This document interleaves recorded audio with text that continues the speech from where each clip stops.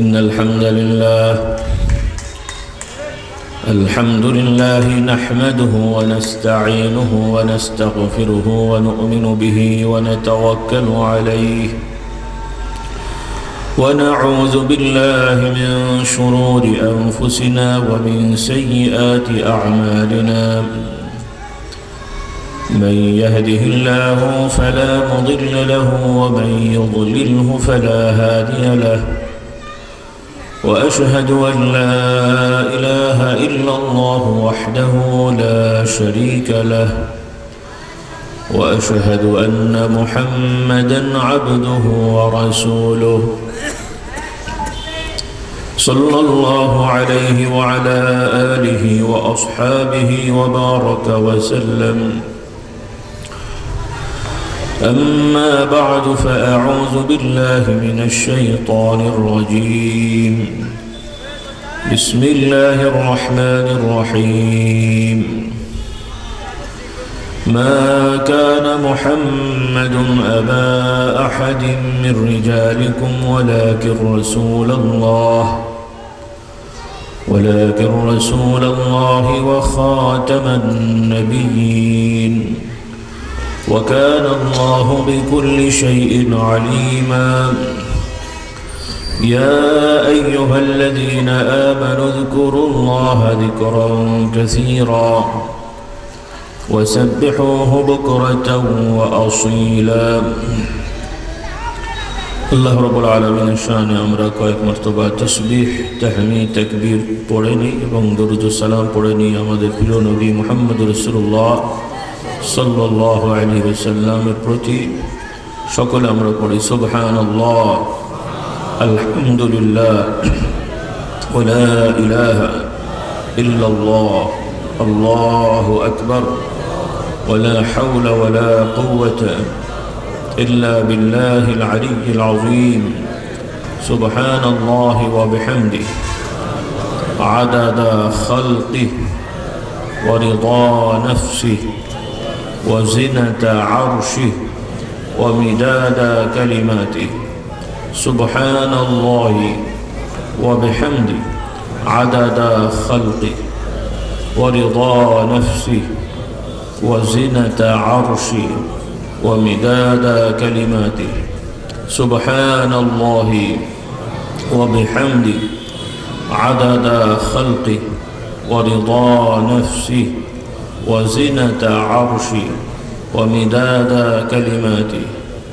لا إله إلا الله وحده لا شريك له له الملك وله الحمد وهو على كل شيء قدير.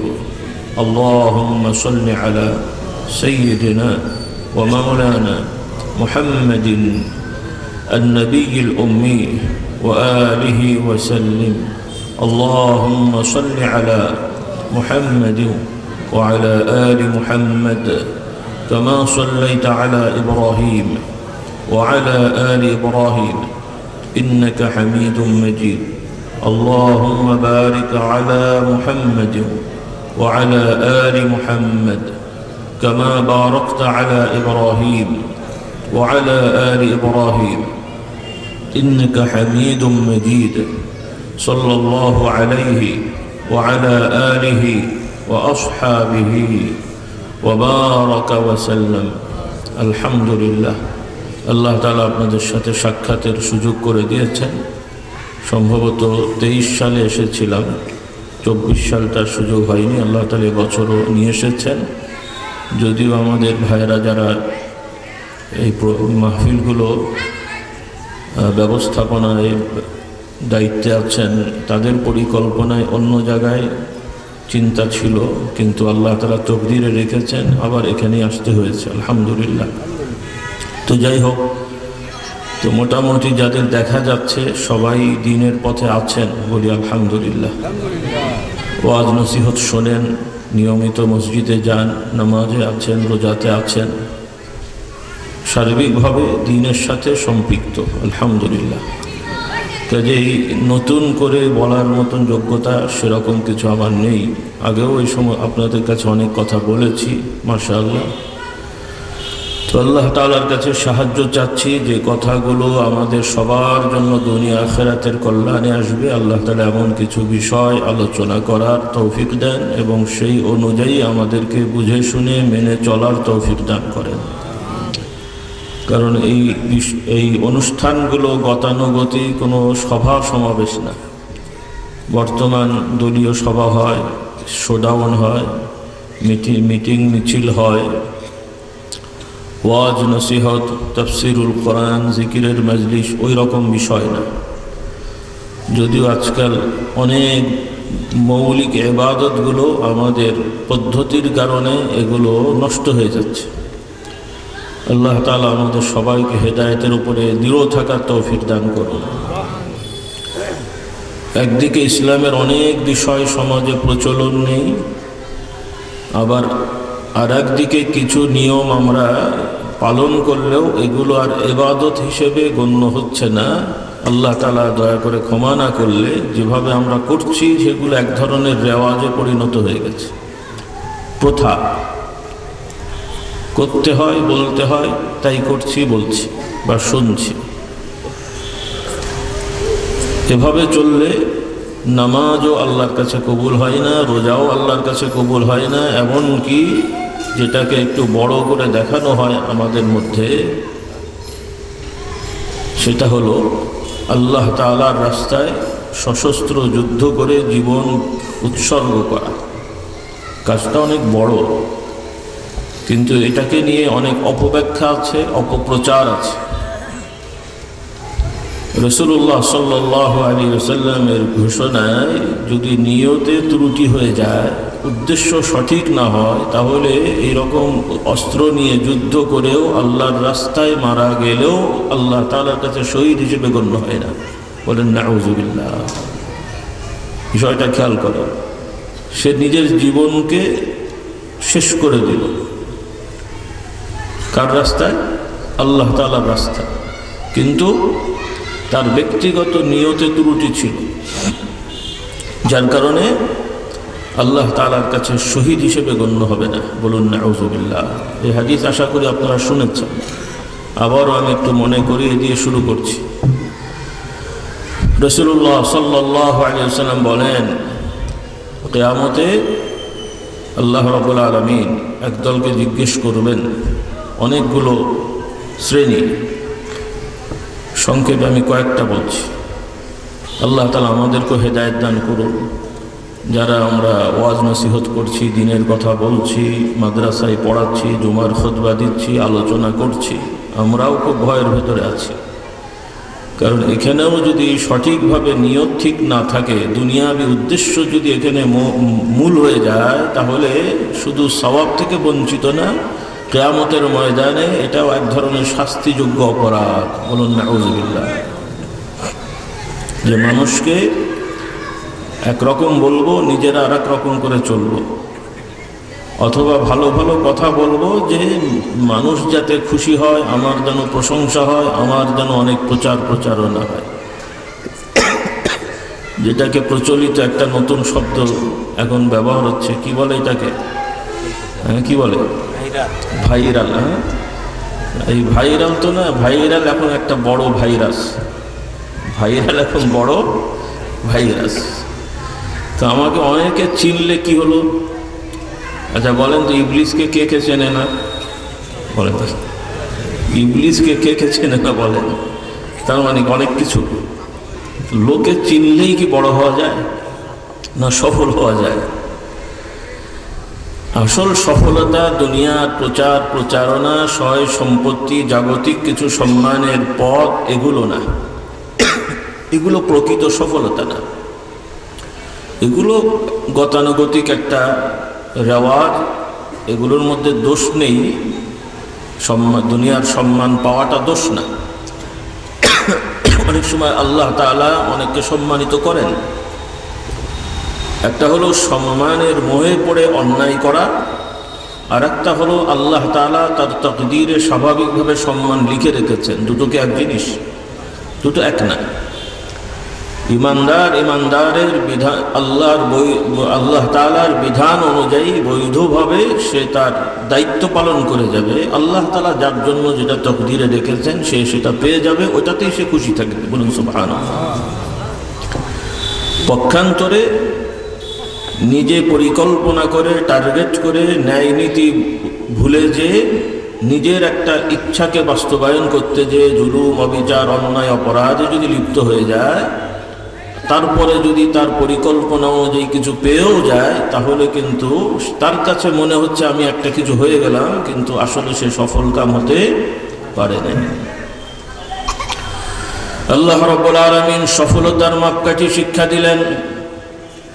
আল্লাহ তাআলা বলছেন, ওয়ামান যুহজিহা আনিন নারি ওয়া উদখিলাল জান্নাতা ফাকাদ ফাজ ওয়ামাল হায়াতুদ দুনিয়া ইল্লা মাতাউল গুরুর। আল্লাহ তাআলা জানিয়ে দেন, যাদেরকে জাহান্নাম থেকে মুক্তি দিয়ে জান্নাত দান করা হবে দুইভাবে।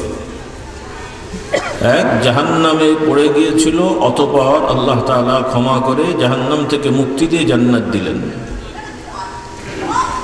আর জাহান্নামে যায়নি, আল্লাহ তাআলা তাকে দয়া করে জান্নাত দিলেন। মোট কথা, জাহান্নাম থেকে মুক্তির ফয়সালা পেয়ে যারা জান্নাতি হলো তারাই প্রকৃতপক্ষে সফল হয়ে গেল। সুবহানাল্লাহ। এটাই হলো সফলতার মাপকাঠি। এখন সে দুনিয়ার জিন্দেগিতে যাই হোক, জান্নাতের অধিবাসী কারা? কারা জান্নাতে যাবে? শুধু মৌলানা, হুজুর, পীর সাহেব, মাদ্রাসার লোকেরা নাকি? ব্যাপারটা কি তাই? আর এই যে আমাদের গতানুগতিক যে একটা পরিচয় বর্তমানে এই 1-150 বছর ধরে চলছে, এটাও তো মৌলিক কোনো নিয়ম, মানে মৌলিক কোনো ধারা না। এটা দোষের না, কিন্তু আমরা অনেক সময় আমাদের কিছু রেওয়াজকেই মূল ইসলাম বানিয়ে ফেলি, আর মূল ইসলাম আমাদের থেকে হারিয়ে যায়। এটা একটা বড় সমস্যা আমাদের। এই যে আমাদের গতানুগতিক মাদ্রাসার নিয়ম, সেখানে আবার 2-3 রকম মাদ্রাসা প্রতিষ্ঠিত হয়েছে। আমরা যারা পীর মাশায়েখ, পীর মুরিদি করছি, আলেম ওলামা রয়েছেন, এই যে পরিচয়গুলো, এগুলো খুব বেশি দিনের না, বা এই সিস্টেমগুলো খুব বেশি দিনের না। তার মানে এগুলো দোষ আমি তা বলছি না। এগুলো ভালো নিয়তে বিভিন্নভাবে শুরু হয়েছে, একটা পর্যায়ে এখন বর্তমানে চলে এসেছে। কিন্তু রাসূলুল্লাহ সাল্লাল্লাহু আলাইহি ওয়াসাল্লামের পরে সাহাবা, তাবেঈন, তাবেঈন, অথবা আজকে থেকে 200-300 বছর আগ পর্যন্ত এই ধরনের সিস্টেমগুলো এভাবে ছিল না। আজকে থেকে 20-50 বছর আগেও কমার্শিয়াল এত হুজুর, পীর সাহেব, মৌলানাও ছিল না, কিন্তু যেগুলো এখন অনেক মৌলানা হুজুরদের একটা পেশা হয়ে গেছে। আল্লাহ তাআলা ইনাদেরকে বা আমাদেরকে হেদায়েত দান করুন। বলুন আল্লাহুম্মা আমিন। ওয়াজ নসিহত করা, মাদ্রাসায় পড়ানো, ইমামতি করা, এগুলো বৈষয়িক কোনো উপার্জনের পেশা না। অর্থাৎ টাকা ইনকাম করা। যেমন একজন দোকানদার, ভাই আপনি কেন দোকানদারি করেন? সওয়াবের নিয়তে। কেউ বিশ্বাস করবে কথা? একজন ব্যবসা করছে, রড, ইট, সিমেন্ট, বালু ব্যবসা করছে, কেউ যদি বলে ভাই কেন ব্যবসা করেন, স্বাভাবিকভাবে কেউ যদি বলে সওয়াবের নিয়তে, কেউ বিশ্বাস করবে? কেন? যেটা বৈষয়িক পণ্য বেচা কেনা হচ্ছে, সেখানে লাভ লোকসানের ব্যাপার আছে, লাভ করার জন্যই এগুলো করে মানুষ। এটাও দোষ না, তবে এর মধ্যেও সওয়াব আছে, এর মধ্যেও ফরজ ইবাদত আছে, নফল ইবাদতও আছে, আবার কবিরা গুনাহ আছে। নাউযুবিল্লাহ। ফরজ ইবাদতও আছে, নফল ইবাদতও আছে, আবার কি কবিরা গুনাহ আছে। ফরজ ইবাদত কি?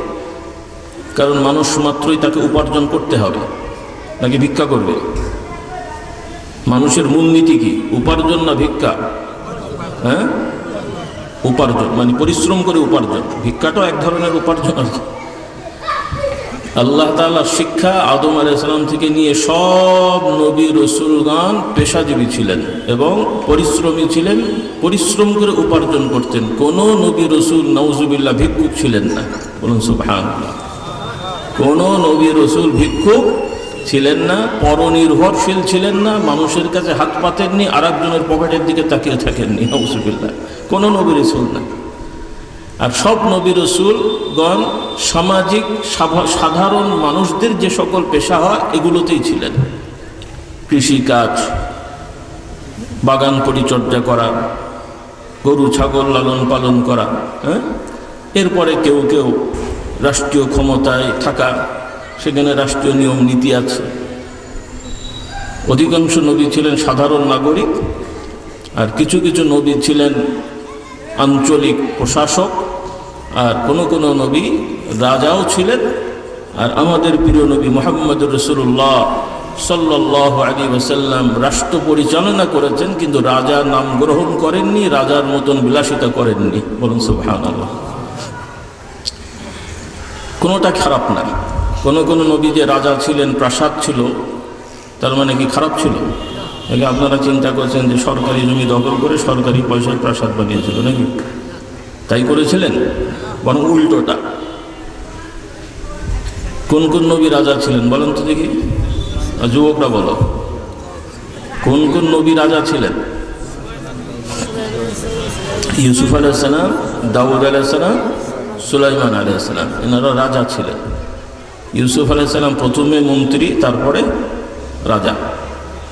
দাউদ আলাইহিস সালাম ব্যবসা করতে করতে গোত্রপ্রধান হয়ে রাজা ছিলেন, আবার সেই রাজত্ব আবার বাড়িয়ে সুলাইমান আলাইহিস সালাম ব্যাপকভাবে রাজত্ব করেছেন এবং খুব বিশাল প্রাসাদ তিনি নির্মাণ করেছিলেন। সুবহানাল্লাহ। তবে দাউদ আলাইহিস কথাটা বলে দিই, আসলে যেহেতু মনে রাখেন আমি কোন দিকে বলছি। আপনারা আলহামদুলিল্লাহ অনেক ওয়াজ নসিহত শুনেছেন, তবে এই যে কোরআনুল কারীমে নবীদের ঘটনা, রসুলদের ঘটনা এবং কিছু আল্লাহর প্রিয় বান্দাদের ঘটনাও আছে, আবার কিছু দুষ্ট শয়তানদের কথাও বর্ণনা আছে। এগুলোর মধ্যে, এগুলো গল্প নয়, কাহিনী নয়, উপন্যাস নয়, এগুলোর মধ্যে আমাদের শিক্ষা আছে, দীক্ষা আছে, পাথেয় আছে, আমাদের চলার পথ আছে। বলুন সুবহানাল্লাহ। শুধু পড়লে আর শুনলে হবে না। আল্লাহ তাআলা এই ঘটনাগুলো কেন আমাদেরকে শেখালেন, বোঝালেন, এর থেকে আমাদের কি কি শিক্ষা নিতে হবে, এগুলো আমাদের চিন্তা করতে হবে এবং সেই শিক্ষা নিয়ে সামনে অগ্রসর হতে হবে। রাজি আছি ইনশাআল্লাহ? তো যাই হোক, দাউদ আলাইহিস সালামের ঘটনা হলো, আপনারা সবাই জানেন দাউদ আলাইহিস সালামের একটা মুআজিজা ছিল। কি ছিল? মুআজিজা। মুআজিজা মনে থাকে তো? কি মুআজিজা? যেটা অলৌকিক বিষয়, মানে স্বাভাবিকভাবে সাধারণ মানুষের পক্ষে যা করা সম্ভব হয় না এমন জিনিস ঘটা বা ঘটানো, এটা নবীদের থেকে হলে এটাকে মুআজিজা বলে আরবিতে। আর নবী বাদে আল্লাহ তাআলার প্রিয় বান্দা যারা, কারা? যারা ঈমান আমল নিয়ে থাকেন, হালাল হারাম বেঁচে চলেন, তাকওয়া পরহেজগারিতে থাকেন, ইনাদের মধ্য থেকে যদি ঘটে এটাকে বলা হয় কারামা। আবার ওই একই ধরনের জিনিস ন্যাংটাসা, পটকাসা, জটলাওয়ালা, গাঁজাঘোর এদের থেকেও হতে পারে। তার মানে কি বড় আল্লাহওয়ালা? কিন্তু আপনাদের সমাজে এগুলোকেও কেউ কেউ বলি আল্লাহ মনে করে, আবার এদের পেছনে ঘোরাঘুরিও করে। আল্লাহ তাআলা আমাদের হেদায়েত দান করুন। খুব ভালো করে খেয়াল করবেন, যাদের মধ্যে হালাল হারামের বাজ বিচার নাই, পাক পবিত্রতার প্রমাণ দেখা যাচ্ছে না, ঈমান আকীদার নামগন্ধ নেই, তাদের থেকে যত রকমেই অলৌকিক বিষয় দেখা যাক বা শোনা যাক, এগুলো কখনোই আল্লাহর ওলি হওয়ার প্রমাণ না, এগুলো জাদুকর শয়তান হওয়ার প্রমাণ। কি হওয়ার প্রমাণ? জাদুকর শয়তান হওয়ার প্রমাণ। আল্লাহ তাআলা আমাদের হেদায়েত দান করুন। তো দাউদ আলাইহিস সালামের একটা মুআজিজা হলো, কি যুবকরা বলতে পারবে? বলো কি মুআজিজা?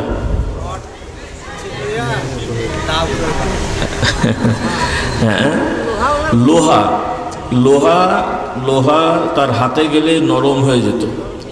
সেই লোহা মানে নিজ হাতে লোহাগুলোকে, আমাদের উদাহরণস্বরূপ বলা যায়, যেমন যারা ওই মাটির বাটি টাটি বানায়, মাটিকে নরম করে ছেনে বানায়, অথবা আমরা যারা রুটির খামির করি, আটা দিয়ে ময়দা দিয়ে পানি দিয়ে ছানলে যেমন খামিরের মতন হয়, তো দাউদ আলাইহিস সালাম তিনি যদি লোহা লক্করকে হাত দিয়ে ধরতেন, ওগুলো এরকম নরম মাটি বা মানে খামিরের মতন হয়ে যেত, এবং তিনি যেভাবে ইচ্ছে করেন ওগুলো লোহাগুলোকে ওই ধরনের রূপ দিয়ে, আকৃতি দিয়ে ওটাকে ওই জিনিস বানাতে পারতেন। এবং বিশেষ করে তিনি যুদ্ধের সরঞ্জাম বানাতেন, এবং এগুলোর দাম বেশি।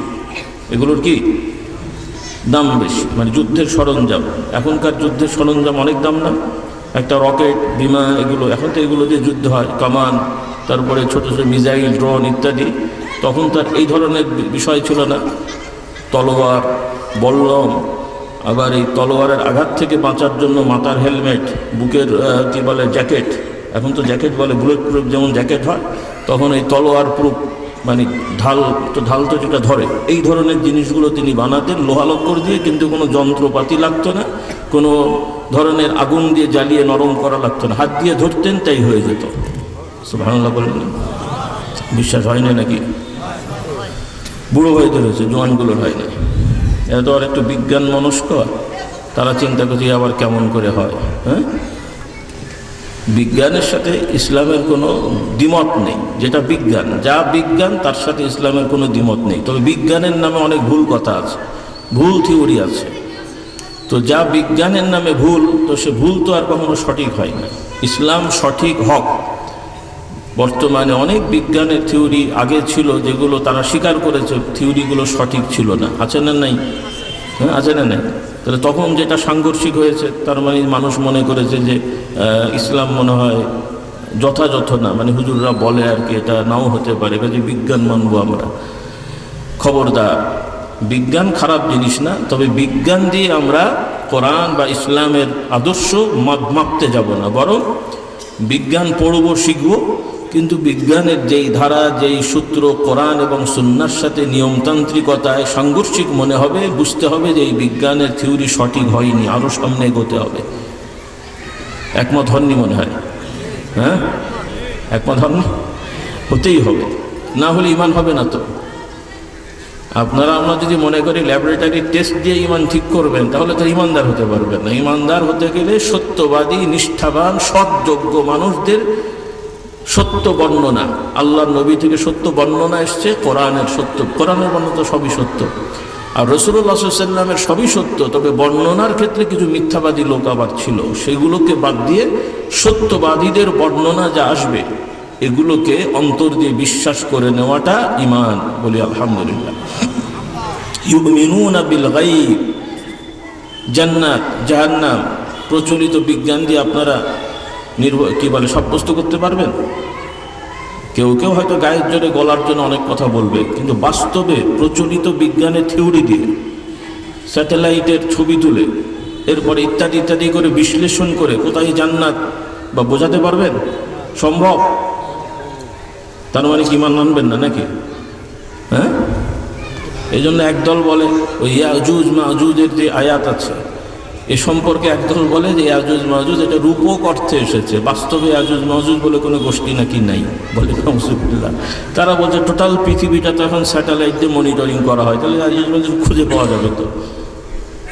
এগুলো অবান্তর কথাবার্তা। পৃথিবীর অনেক কিছু বা একটা বড় অংশ স্যাটেলাইট দ্বারা মনিটরিং করে ছবি তুলতে পারলেও এর অনেক বিষয় আছে যেগুলো এখনো বিজ্ঞান তার ধারে কাছেও যেতে পারে নাই। মহাশূন্যের কথা তো অনেক পড়ে, আমি বানিয়ে বলছি কথাগুলো।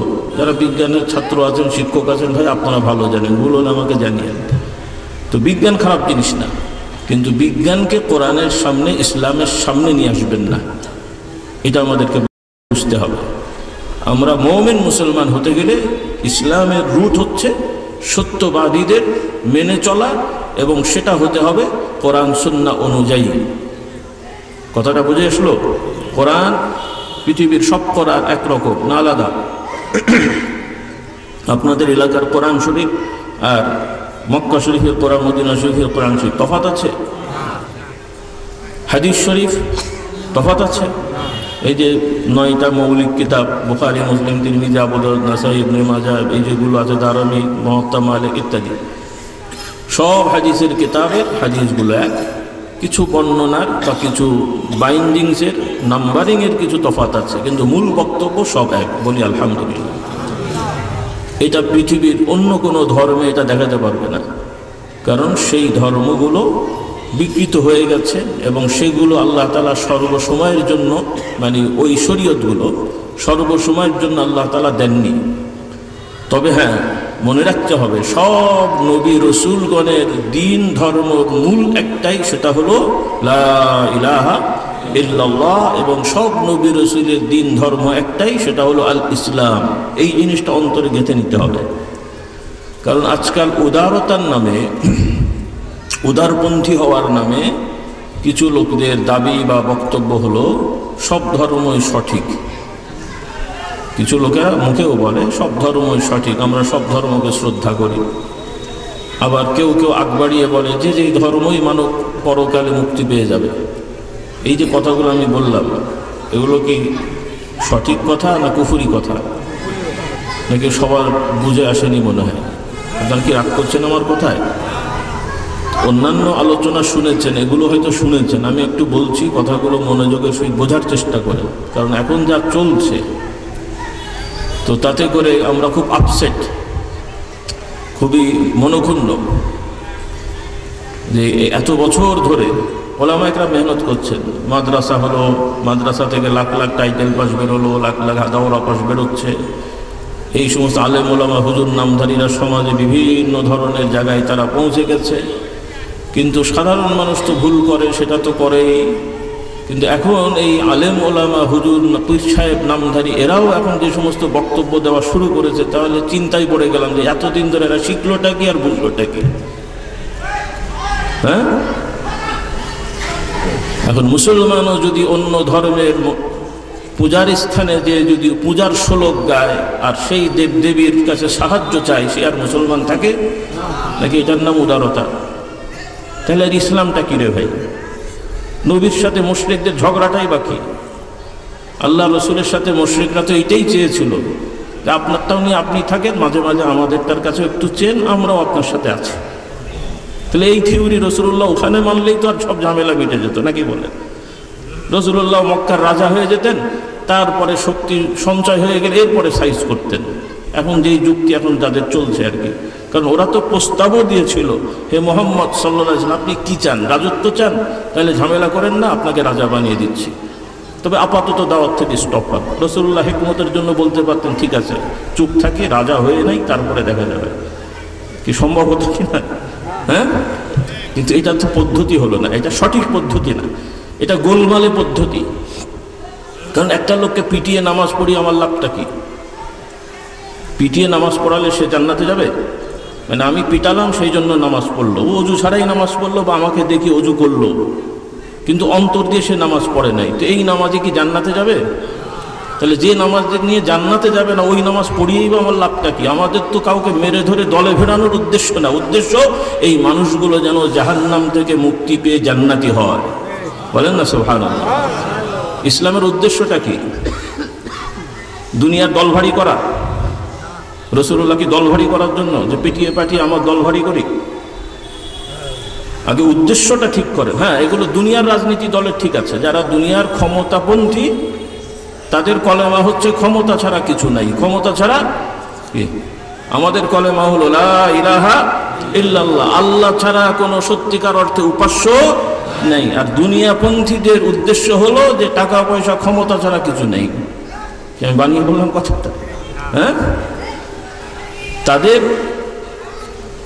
শুনতে হয়তো খারাপ লাগবে, তাদের ইলাহ হয়ে গেছে এখন ক্ষমতা বা সম্পদ বা টাকা পয়সা, ওইটার জন্য তারা যা ইচ্ছা তাই করতে পারে। আর আমরা আল্লাহ তাআলার উপাসনায় দৃঢ় থাকার জন্য দুনিয়ার সব ত্যাগ করতে প্রস্তুত আছি। বলুন সুবহানাল্লাহ। এটাই তো তফাৎ, নাকি বলেন? রাসূলুল্লাহ সাল্লাল্লাহু আলাইহি ওয়াসাল্লামকে এই প্রস্তাব তো দেওয়াই হয়েছিল, কিন্তু আল্লাহ তাআলা ওহী করে সতর্ক করে দিলেন, কুল ইয়া আইয়ুহাল কাফিরুন লা আ'বুদু মা তা'বুদুন। কাফের মুশরিকেরা ইবাদত করে না তা না, তারাও এই যত ধর্মের লোকেরা আছে সবাই কিন্তু ইবাদত করে না। কিন্তু কার ইবাদত করে? হ্যাঁ, অন্য ধর্মের যারা আছে সবাই ইবাদত করে কার? আল্লাহর সাথে অন্য সত্তাদের, আল্লাহর সাথে অন্য সত্তাদের, অথবা আল্লাহর ব্যতিরেকেও ইবাদত করে। আর আল্লাহ তাআলা শিক্ষা দিলেন যে ইবাদত হবে শুধুমাত্র কার? শুধুমাত্র কার? ওয়া আনি'বুদুনি হাযা সিরাতুম মুস্তাকিম, শুধুমাত্র একমাত্র আল্লাহ তাআলা বলছেন তোমরা আমারই উপাসনা করবে। ইবাদতের বাংলা হচ্ছে উপাসনা। তোমার ছাত্র ভাইরা বোনেরা একটু শিখে নেন, মুরব্বীরা তো জানেন, তারপরও আমি মনে করিয়ে দিই, এই বিষয়গুলো অনেকে গোলমাল মানে বেখেয়াল হয়ে যাচ্ছে। আসল ইবাদতটা কি? শুধু নামাজ পড়া, শুধু রোজা রাখা, শুধু হজ করা? এগুলো হচ্ছে ইবাদতের অনুষ্ঠান, ইবাদত পালনের এক একটা পদ্ধতি, নিয়ম, অনুষ্ঠান। কিন্তু প্রকৃত ইবাদত, মূল ইবাদতটা হচ্ছে অন্তরের অন্তঃস্থল থেকে সর্ব ব্যাপারে আল্লাহ তাআলার প্রতি ইয়াকিন রেখে ভরসা করা, তার প্রতি নির্ভর করা, তার কাছে সর্ববিষয়ে আকুতি মিনতি বিনতি প্রকাশ করার প্রস্তুতি রাখা, এটাই হলো প্রকৃত ইবাদত। সুবহানাল্লাহ, এটাই হলো প্রকৃত ইবাদত। আর আমরা নামাজে এই কাজটা করি, রোজাতে এই কাজটা করি। নামাজ পড়ি কি? ইন্নী ওয়াজ্জাহতু ওয়াজহিয়া লিল্লাযী ফাতারাস সামাওয়াতি ওয়াল আরদ, দোয়া আছে না? আচ্ছা, কোথায় পড়বেন না পড়বেন সেটা অন্য কথা, সময় কম। এরপরে রোজা রাখি কাকে সন্তুষ্ট করার জন্যে? হ্যাঁ, এই রোজার সময় মাশাআল্লাহ বাংলাদেশের সশস্ত্র বিভাগের, গোয়েন্দা বিভাগের সবাই তো আপনার বাড়িতে বাড়িতে ঘরে ঘরে ক্যামেরা লাগিয়ে আসে যে লোকগুলো খাই কিনা আমরা দেখি, কি তাই তো নাকি? দরকার হয়? একদম সাধারণ মানুষ সেও রোজা রাখে, নামাজে ত্রুটি থাকলেও রোজা রাখলে মাশাআল্লাহ কেউই কিন্তু গোপনে খায় না, খায়। হ্যাঁ, কেন? তার বিশ্বাস কেউ না দেখলে কে দেখেন, কেউ না দেখলে কে দেখেন, কেউ না জানলে কে জানেন। এই তো ঈমান হয়ে গেছে, বলি আলহামদুলিল্লাহ। হ্যাঁ, তো যাই হোক, যেটা আমি বলছিলাম, কথা বেড়ে যাচ্ছে। দাউদ আলাইহিস সালামের ঘটনাটা একটু বলছিলাম। আল্লাহ মুআজিজা দিলেন, কেন কিভাবে আসলো? তাফসিরে বর্ণনা এসছে, মানে এই যে মুআজিজাটা আল্লাহ তাআলা কেন দিলেন, তাফসিরে বর্ণনা এসছে যে দাউদ আলাইহিস সালাম সহ সব নবীরাই তো সৎ শাসক। সব নবীরাই কি শাসক? মানে যারা শাসক ছিলেন, সব নবী তো শাসক ছিলেন না, সব নবীগণ যারাই শাসক ছিলেন, ন্যায় নীতি ইনসাফের সহিত তারা শাসন করেছেন। বলুন সুবহানাল্লাহ। নাকি কোনো কোনো নবী স্বৈরাচার ছিলেন? নাউজুবিল্লাহ। জালেম ছিলেন কেউ? তাহলে নবীওয়ালা যারা কাজ করবে, নবীর আদর্শে যারা রাজনীতি করবেন, তারা কখনোই জুলুমবাজ হতে পারে না। আর যারা জুলুমবাজ হবে কখনোই তারা ইসলামের শাসক হতে পারে না। এই দুটো নীতি ঠিক রাখতে হবে আপনাকে আমাকে। যখনই সে জালেমের মধ্যে পড়ে যাবে, টুপি জব্বা পাগড়ি টাগড়ি যাই থাকুক, সে আর যাই হোক, সে মুসলিম শাসক হয়নি, সে জালেম শাসক। কি শাসক? জালেম শাসক। এটা আমাদের বুঝতে হবে, কারণ ইসলাম আর জুলুম কখন এক হতে পারে না। ইসলামের মানে ইনসাফ, ইসলাম মানে আদালত। যেখানে আদালত নাই, ইনসাফ নাই, দাড়ি আছে, টুপি আছে, জব্বা আছে, সেটাও ইসলাম না। শুনতে খারাপ লাগছে হয়তো। হ্যাঁ, মোদির দাড়ি আছে না? তার বড় হুজুর, এখন একটু টেডি হুজুর হয়ে গেছে। এই মাঝখানে কিন্তু পাগড়ি টাগড়ি লাগিয়ে যা হয়েছিল দেখেছেন না কয়েক বছর আগে? আমি তো খুব আতঙ্কিত ছিলাম যে একবার বাংলাদেশে এলেই আমাদের পীর মুরিদি ক্যান্সেল হয়ে যাবে, সব যে ওর মুরিদ হয়ে যাবে। কি বলেন? হুজুরকে বাঙাল, এত বড় বুজুর্গ, আবার ভারত থেকে আসা বলে কথা। কি বলে? আল্লাহ হেদায়েত। তাহলে যে অন্যান্য ধর্মের শিখ সম্প্রদায়, এরা একদম যখন থেকে দাড়ি হয় আর কাটে না, এত বড় দাড়ি নেটমেট লাগিয়ে আবার টাইট করে রাখে, যারা খুব ধার্মিক আর কি। পাগড়ি পরে তো পরে আর খোলে না। এবং তারা আইন করে নিয়ে ভারতের যত পর্যায়ের মানে সরকারি পদ আছে, সব জায়গাতে তাদের জন্য আইন আছে। তারা যারা পাগড়ি পড়তে চাইবে, দাড়ি রাখতে চাইবে, তাদেরকে বাধা দেওয়া হবে না। তারা পার্সেন্ট কত? ভারতবর্ষের শিখ সম্প্রদায়ের পার্সেন্ট কত? অথচ তারা তাদের দাড়ি পাগড়ি নিয়েই তারা আর্মিতে, নেভিতে, এয়ারফোর্সে, ডাক্তার, ইঞ্জিনিয়ার, উকিল, ব্যারিস্টার, সরকারি সব পদে তারা চাকরি করছে। আর মুসলমানের বাচ্চা মুসলমান দেশে একটু পদে গেলেও হাফ প্যান্ট পরবে না, নো প্যান্ট পরবে, তাই চিন্তা করে বেড়াচ্ছে। কি অবস্থা! এগুলো কি ঈমানের লক্ষণ? আত্মমর্যাদাবোধ থাকতে হবে। এত হীনমন্যতাই কেন আপনি? তারা যদি তাদের ধর্ম নিয়ে সব জায়গায় যেতে পারে, তো আপনি আমি আপনার আমার ধর্ম নিয়ে যেতে পারবো না কেন? আবার এই এত শতকরা 90% মানুষ মুসলমান, সেই দেশে আবার এত মানে শিক্ষা প্রতিষ্ঠানেও বাধ্যবাধকতা হয়, সরকারি বিভিন্ন বিভাগেও বাধ্যবাধকতা হয়। সুযোগ দেওয়া হচ্ছে না আমি তা বলবো না, কিন্তু মাঝে মাঝে দেখা যাচ্ছে কিছু কিছু জায়গায় প্রতিবন্ধকতা। এটা কি মেনে নেওয়া যায়? আপনারা মেনে নেবেন এগুলো ভবিষ্যতে? কথাও বলছে না, ভয় পেয়ে গেছে মনে হয়। এগুলো মেনে নেবেন? যদি কোথাও এই ধরনের হয় এগুলোকে জোরালোভাবে প্রতিবাদ করে এগুলো সংস্কার করতে হবে। রাজি আছি ইনশাল্লাহ?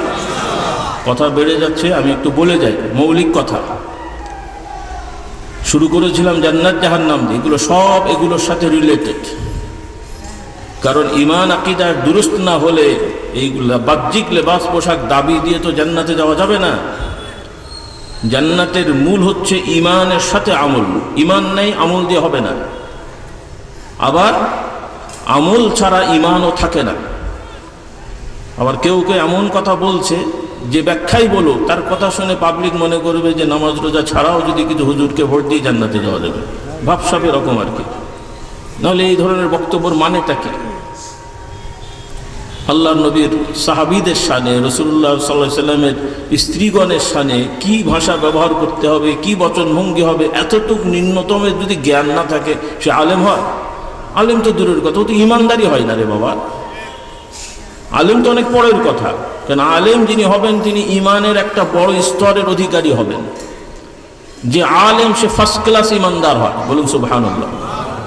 তার মানে টাইটেল পাস হয় না, শুধু টাইটেল পাস করলে আলেম হয় না, শুধু দাওরা পাস করলে আলেম হয় না। এই আমার ছাত্র ভাইরা বুঝে নাও, শুধু দাওরা টাইটেল করলে আলেম হয় না, বরং বহু দাওরা টাইটেল আছে এগুলো জালেম, বা দু চারটে দাওরা পায় টাইটেল আছে এগুলো কাফের, মুশরিক। আলেম কাকে বলা হয়? আল্লাহ তাআলা বলেন ইন্নামা ইয়াখশাল্লাহ মিন ইবাদিহিল উলামা। আল্লাহ তাআলা উলামাদের, জ্ঞানীদের সংজ্ঞা দিয়েছেন ইসলামের দৃষ্টিতে তারাই হলো জ্ঞানী, বিদ্বান, আলেম, যারা আল্লাহকে ভয় করে, আল্লাহর শাস্তিকে ভয় করে, কিয়ামতকে ভয় করে। কিয়ামতকে, আল্লাহর শাস্তিকে ভয় করে যারা, তারা অবশ্যই পারতপক্ষে কোনো হারাম কাজে লিপ্ত হয় না, পারতপক্ষে কোনো ফরজ কাজ ছেড়ে দেয় না, আল্লাহর নবীর আদর্শকে কখনোই তারা হেয় করার স্পর্ধা দেখাতে পারে না। কথা ঠিক কিনা? আল্লাহ তাআলা আমাদের এই বুঝগুলো দান করুন। কারণ আল্লাহ তাআলাকে রব, স্রষ্টা বিশ্বাস করা যেমন ঈমানের বিষয়, মুহাম্মদ রাসূলুল্লাহ সাল্লাল্লাহু আলাইহি সাল্লাম সহ সব নবী রাসূলগণ সব ধরনের অন্যায় অপরাধ থেকে পাক পবিত্র মুক্ত, জন্ম থেকে ইন্তেকাল পর্যন্ত এই বিশ্বাসটাও ঈমান, বলুন সুবহানাল্লাহ। এবং কোরআন সুন্নাহ অনুযায়ী আমাদের প্রিয় নবী মুহাম্মদ রাসূলুল্লাহ সাল্লাল্লাহু আলাইহি সাল্লামের সকল স্ত্রীগণ তারা জান্নাতি, সকল সাহাবীগণ আল্লাহ তাআলা তাদেরকে জান্নাত দেবেন। এবং ঐতিহাসিকভাবে এগুলো নির্ধারিত হয়ে গেছে, এখানে কোনো ধরনের বিতর্ক করার সুযোগ নেই যে রাসূলুল্লাহ সাল্লাল্লাহু আলাইহি সাল্লামের সাহাবী মানেই সবাই সত্যবাদী, নিষ্ঠাবান। সুবহানাল্লাহ বললেন না? এগুলো কিন্তু ঈমানের অংশ, ঐতিহাসিক শুধু বর্ণনা না। রাসূলুল্লাহ সাল্লাল্লাহু আলাইহি সাল্লামের সাহাবী যারা সবাই সত্যবাদী ছিলেন, এই বিশ্বাস আমাদের রাখতে হবে। দুর্ঘটনাবশত, তবে সবাই কিন্তু নিষ্পাপ নবী না, কিন্তু তাদের সময়ের কিছু ঘটনা, কিছু দুর্ঘটনা, কিছু ধরন যা কিছু হয়েছে এগুলো নিয়ে তাদের ব্যাপারে কোনো ধরনের উচ্চবাচ্য সমালোচনা করার অধিকার আমাদের নেই। কারণ এগুলো তাদের অপরাধ না, এগুলো দুর্ঘটনা। রাস্তায় একজন ড্রাইভার সাহেব দুর্ঘটনা করেছেন, অপরাধী, ইচ্ছা করে করা, লাইসেন্স নাই, চালাতে জানে না, চালাতে গেছে, অ্যাক্সিডেন্ট করেছে, এটা তার অপরাধ। কিন্তু সে চালাতে পারে, সব ঠিক আছে, চালাতে গেছে কিন্তু যান্ত্রিক ত্রুটি, ড্রাইভারের দোষ? কথা বলে না, ড্রাইভারের দোষ, দুর্ঘটনা। তো সাহাবায়ে কেরামদের সময় কিছু ভুল বোঝাবুঝির সমস্যা হয়েছে, এগুলো সাহাবাদের দোষ না। এই সাহাবাদের মধ্যে কিছু মুনাফিক ছিল, এরা ইনাদের কথা ওনার কাছে, ওনাদের কথা ইনার কাছে বলে লাগিয়ে দিয়েছিল। আর এর মধ্যে লাগিয়ে দিলে তো বাবা সেটা তো হবেই, কিন্তু যখন বোঝা গেছে তত সময় একটা বড় ক্ষতি হয়ে গেছে। হ্যাঁ, মনে করেন যে আমি আর আপনি খুব বন্ধু মানুষ, আমার সাথে ওই এক হুজুরের খুব বন্ধুত্ব আছে, ভালো। তো ঘটনাক্রমে গ্রামের গল্প একটা বোঝানোর জন্য বলছি আর কি, যে কোনো এক কারণে আমি আমার এক দরকারে একটা মোটা বাঁশের একটা লাঠি নিয়ে আমি ঘর থেকে বের হয়েছি, হয়তো একটা কাজে যাব বা হয়তো আমার বেড়াটা ঠিক করবো বা এরকম বাঁশটা নিয়ে আমি আমার মতন বের হয়েছি। আর ওই হুজুরও ওনার ঘর থেকে একটা দা নিয়ে বের হয়েছে, কি করতে, হয়তো কোনো একটা কিছু কাটবে, কাঁঠাল কাটবে বা একটা কিছু কাটবে বা ডাব কাটবে। হ্যাঁ, কিন্তু একটা মুনাফিক মার্কা কিছু দুষ্ট এরা আগে থেকে ষড়যন্ত্র করেছে যে এই দুই হুজুরের মধ্যে লাগালাগি করাতে হবে। এরা আগে থেকেই পরিকল্পনা করে রেখেছে। মাঝে মাঝে আমাকে এসে ওই হুজুরের বিরুদ্ধে কিছু ঠোকায়, ওই হুজুরকে যে আমার বিরুদ্ধে কিছু বলে, হুজুর আপনার সামনে যা হোক ভেতরে কিন্তু এইগুলো বলে, আসলে তো আমি বলিনি, ওনাকে যে ওই রকম বলে বলে আগে থেকে উস্কে রেখেছে। আর যখন এই চিত্রটা হয়েছে এরা বলে এই মোক্ষম সুযোগ, ইনি বাঁশ নিয়ে বের হয়েছে, আমি ওকে বলছি এই দেখেন আপনাকে কিন্তু মারতে এসছে, আগে বলেছিলাম না সাবধান থাকেন, এই দেখেন আসছে কিন্তু। আর আমাকে এসে বলে ওই দেখেন দা নিয়ে বের হয়েছে। তাহলে মানেটা কি, আমিও আমার জীবন এখন আগে মোহব্বত যাই থাকো, আমি তো দেখছি দা নিয়ে আসছে আর খবর এসছে কি আমাকে মারতে এসছে, তা আমি কি বসে থাকবো নাকি? আর ওনাকেও বলা হয়েছে এই যে হুজুর যাচ্ছে বাঁশ নিয়ে, তুমি কিন্তু সাবধান থাকো, সেও অ্যালার্ট আমিও অ্যালার্ট। এবার মাঝখানে যখনই আগিয়ে আসছে কি মারতে এসছো দেবোখানে, তো আমিও দিলাম একটা, সেও দিল আর একটা। আসলে কি আমরা ইচ্ছা করে করলাম? হ্যাঁ, কার দোষ? কথা বলে না, কোন হুজুরের দোষ? এই বেচারারা পরিস্থিতির শিকার, কিছুই জানে না বেচারারা, মারামারি করে মোটামুটি ঠ্যাং ভেঙে গেল। তা আমি বলছি ভাই তুমি কেন মারতে আসলে? বলে আমি কেন মারতে এসলাম, তুমি না আমাকে মারতে আসলে, তুমি কেন মারতে আসলে? যারে বাবা। পরে দেখা গেল যে কেউ কাউকে মারতে আসে নাই, যার যার কাজে এসেছিল উড়িয়ে দেওয়া হয়েছে, মারতে এসছে। হ্যাঁ, কথাটা মাথায় ঢুকেছে? এটা আমি গল্প বানিয়ে বলছি না, ঘটনাগুলো এরকমই ঘটেছে। সাহাবাদের সময় যে যুদ্ধগুলো হয়েছে তখন তার এত মিডিয়া ছিল না রে ভাই, এত ক্যামেরা ছিল না, সিসি ক্যামেরা ছিল না, পর্যবেক্ষণ করা যায় নাই, সংবাদের ওপর নির্ভর করতে হয়েছে। আর মুসলিমরা যখন শক্তিশালী হয় তখন মুসলিমদের মধ্যে মুনাফিক বেড়ে যায়, কি হয়? আর এই মুনাফিকগুলো খুব নিখুঁতভাবে তারা অভিনয় করে, দাড়ি টুপি জুব্বা মেসওয়াক তসবি আতর, মানে ভালোর থেকে এদেরই তখন মানে দাপট বেশি আর কি। অতিভক্তি কি? আর চোরের মার না, চোরের মার কিছু মূলনীতি আছে না সামাজিক নীতি, চোরের মার বড় গলা। দেখবেন কিছু লোক আছে জিহাদ করবো, ঘোড়ার ডিম, জিহাদের ধারে কাছেও নেই, জিহাদ করবে। আমার আব্বাজান বলতেন বাবা একটা টায়ার ফাটলে তোর হার্ট অ্যাটাক করে, বলে কিনা জিহাদ করে। জিহাদ বড় ইবাদত, কিন্তু কিছু লোকের আছে শুধু জিহাদের অজুহাত দিয়ে অনেক বড় বড় কথা বলে। কিছু সংগঠন ইদানিং বের হয়েছে, তারা জিহাদের ব্যাখ্যা করতে যে তাদের কাছে তাদের বক্তব্য অনুযায়ী যে ইসলাম মানেই জিহাদ করা, ইসলামের মূল পদ্ধতি জিহাদ, আর নামাজ রোজা এগুলো হচ্ছে জিহাদের অনুশীলন ট্রেনিং, তাদের বক্তব্য। কি আপনার একমত? হ্যাঁ, অথচ তারা ইসলামের নামে এই কথাগুলো প্রচার করছে, তাদের দলও হয়ে গেছে, সংগঠনও হয়ে গেছে এবং বিভিন্নভাবে তারা শেল্টার পায়। পূর্বেও যতটুকু বোঝা গেছে, আমরা শিওর না, তবে যতটুকু বোঝা গেছে পূর্বেও সরকারের থেকে তারা সুযোগ পেয়েছে, বর্তমানেও বিভিন্ন কৌশলে তারা সুযোগ নিচ্ছে। আর ভাবসাবে মনে হচ্ছে আন্তর্জাতিক তাদের সহযোগিতা রয়েছে। এরকম যতগুলো বিভ্রান্ত দল সংগঠন বাংলাদেশে আছে ইসলামের নামে চলছে, সবগুলোকেই আন্তর্জাতিকভাবে বিভিন্ন কৌশলে তাদেরকে সুযোগ সুবিধা দেওয়া হয় এবং তারা আমাদের মধ্যে এই ফিতনা ফাসাদ অন্যায় তারা ছড়িয়ে দিচ্ছে। আল্লাহ তাআলা আমাদেরকে সতর্ক থাকার তৌফিক দান করুন। এই জন্য আমার যুবকদের বলতে চাই, কারণ কেউ তাদেরকে বোঝায়, বিভিন্ন বই পুস্তক আছে, সেখানে এমনভাবে সাহাবাদের বিভিন্ন ঘটনা বর্ণনা আছে, সেখানে আমাদের যুবকেরা সঠিকটা না পড়লে তাদের কাছে মনে হবে আমাদের মতোই সাহাবা, আমরা যেমন বিভিন্ন স্বার্থ নিয়ে লাঠালাঠি মারামারি করি, নওজুবিল্লাহ সাহাবারাও ওরকম করেছেন। খবরদার না, আল্লাহ রসুলের সাহাবায়ে কেরাম কখনোই বৈষয়িক জাগতিক কোনো স্বার্থে কখনোই কেউ কারো বিরুদ্ধে অস্ত্র ধরেননি, মারামারি তো প্রশ্নই ওঠে না সাহাবাদের। কারণ মারামারি আর যুদ্ধ এক জিনিস না, ইসলামে যুদ্ধ বৈধতা, যুদ্ধের প্রয়োজনে বৈধ, কথা খেয়াল করেন, ইসলামের বিধানে প্রয়োজনে যুদ্ধ করার অনুমতি থাকলেও মারামারি করার অনুমতি নেই। বলিনি আবার কেমন কথা, বুঝেননি? কারণ মারামারি কোনো নীতিতে হয় না। যুদ্ধের নীতি আছে না নাই? যুদ্ধের নীতি আছে, ডিক্লারেশন দিতে হয়, বিভিন্ন পদ্ধতি আছে। সেখানে আবার যুদ্ধে এক পক্ষ আর এক পক্ষকে মারে ঠিকই, সেখানেও আবার মানে কি বলে নিয়ম আছে যে এইভাবে মারা যাবে, এইভাবে মারা যাবে না। মারা মৃত্যুর পরেও শত্রুর পক্ষের লাশকে কি করতে হবে সেখানেও নীতি আছে। কিন্তু মারামারির কোনো নীতি আছে? হ্যাঁ, এই জন্য ইসলামে যুদ্ধের বৈধতা থাকলেও মারামারি, গালাগালি, ঝগড়া ফাসাদ এগুলোর বৈধতা নেই, এগুলো হারাম। যুদ্ধ একান্ত প্রয়োজন ছাড়া যুদ্ধে নামাটাও নিষেধ। চেষ্টা করতে হবে যত যুদ্ধ এড়ানো যায়, যত যুদ্ধ এড়ানো যায়।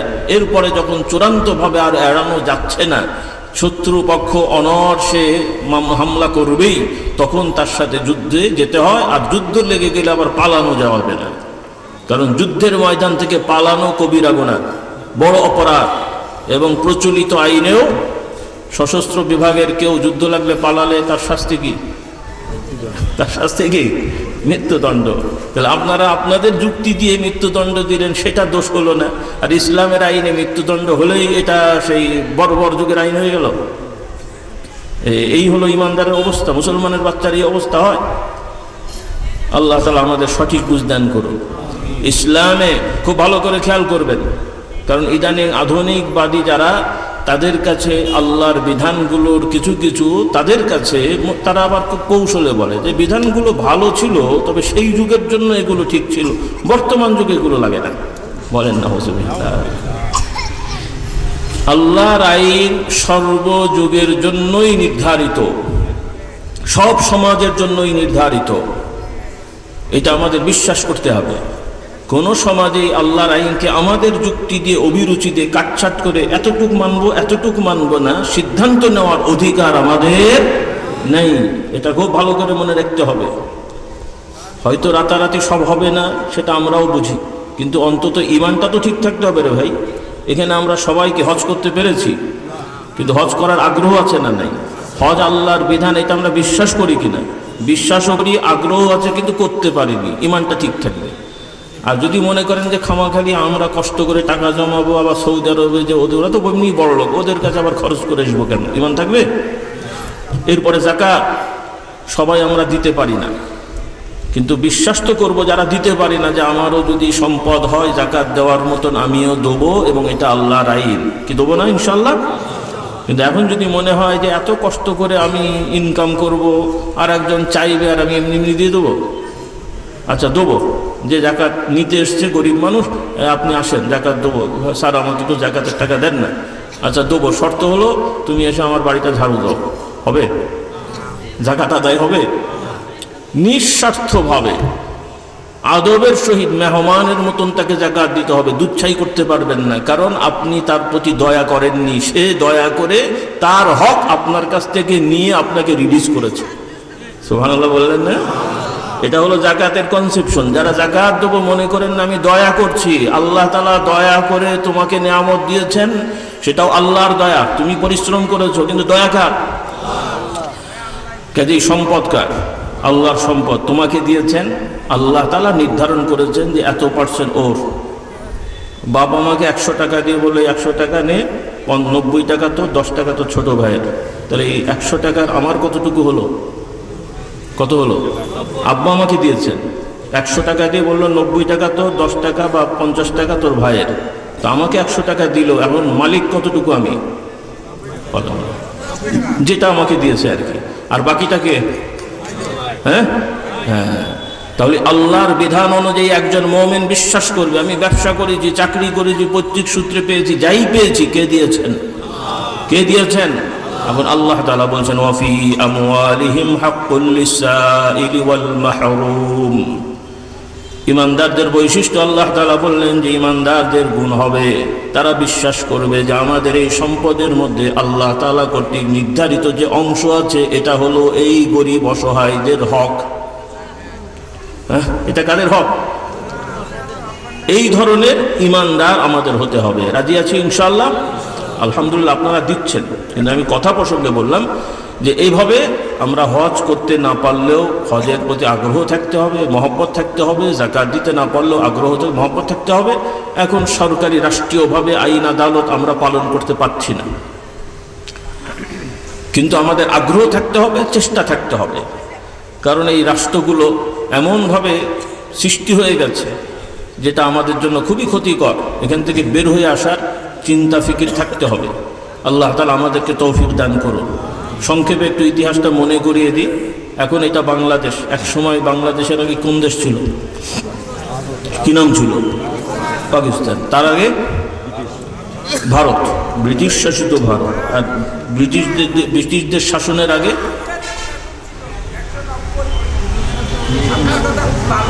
আচ্ছা বসো, ঠিক আছে বসেন। আপনারা জানেন, আমি একটু মনে করিয়ে দিচ্ছি। হ্যাঁ, মনে করে দিই। তো এই দেশটা একসময় ব্রিটিশরা শাসন করেছে। ব্রিটিশদের আগে কারা? ব্রিটিশদের আগে কারা ছিল? মোগলরা কি ছিল? মুসলিম। তাহলে ভারতবর্ষ দীর্ঘ প্রায় 700 বছরের কাছাকাছি, পুরো অংশ হোক আংশিক হোক বা যাই হোক, সব কিছু মিলিয়ে মোগলরা যারা মুসলিম ছিলেন দাবি করেছেন। ব্যক্তিগতভাবে কেউ কেউ কারো কারো ত্রুটি ছিল, কিন্তু মানে মোটামুটিভাবে সবাই মুসলমান ছিলেন। এই মুঘলরা শাসন করেছিল। এরপরে ব্রিটিশরা এসে দখল করলো। ইতিহাস আপনারা পড়েছেন। এরা ছিল ব্যবসায়ী। তারপরে ব্যবসার নামে কৌশলে এই দেশের কিছু লোকদেরকে তারা কেনে, তাদের দালাল বানায়। তারপরে গোপনে বিভিন্ন জায়গায় দুর্গ বানায়, অস্ত্র কি বলে এখানে মজুত করে। এরপরে একটা পর্যায়ে তারা যুদ্ধ করে দখল করে ফেলে, নাউজুবিল্লাহ। এবং সেই যুদ্ধ প্রকৃতপক্ষে যুদ্ধ হয়নি, কারণ মুসলমানদের একটা বড় অংশ যুদ্ধই করেনি। তারা এই গাদ্দারের পাল্লায় পড়ে যুদ্ধ না করার কারণে পরাজয় বরণ করতে হয়। যুদ্ধ করলে তার পরাজয় হয় না, কিন্তু যুদ্ধ তারা করে নাই এই গাদ্দারের খপ্পরে পড়ে। তবে সেই গাদ্দারি কিন্তু এখনো শেষ হয়নি। সেই গাদ্দারি এখনো শেষ হয়নি। গাদ্দারের সিলসিলা এখন তরিকায় গাদ্দারিয়া চলছে আর কি। ওই যে পীর সাহেবদের কাদিরিয়া চিশতিয়া নকশবন্দি আছে না, এখন রাজনৈতিকভাবে তরিকায় কি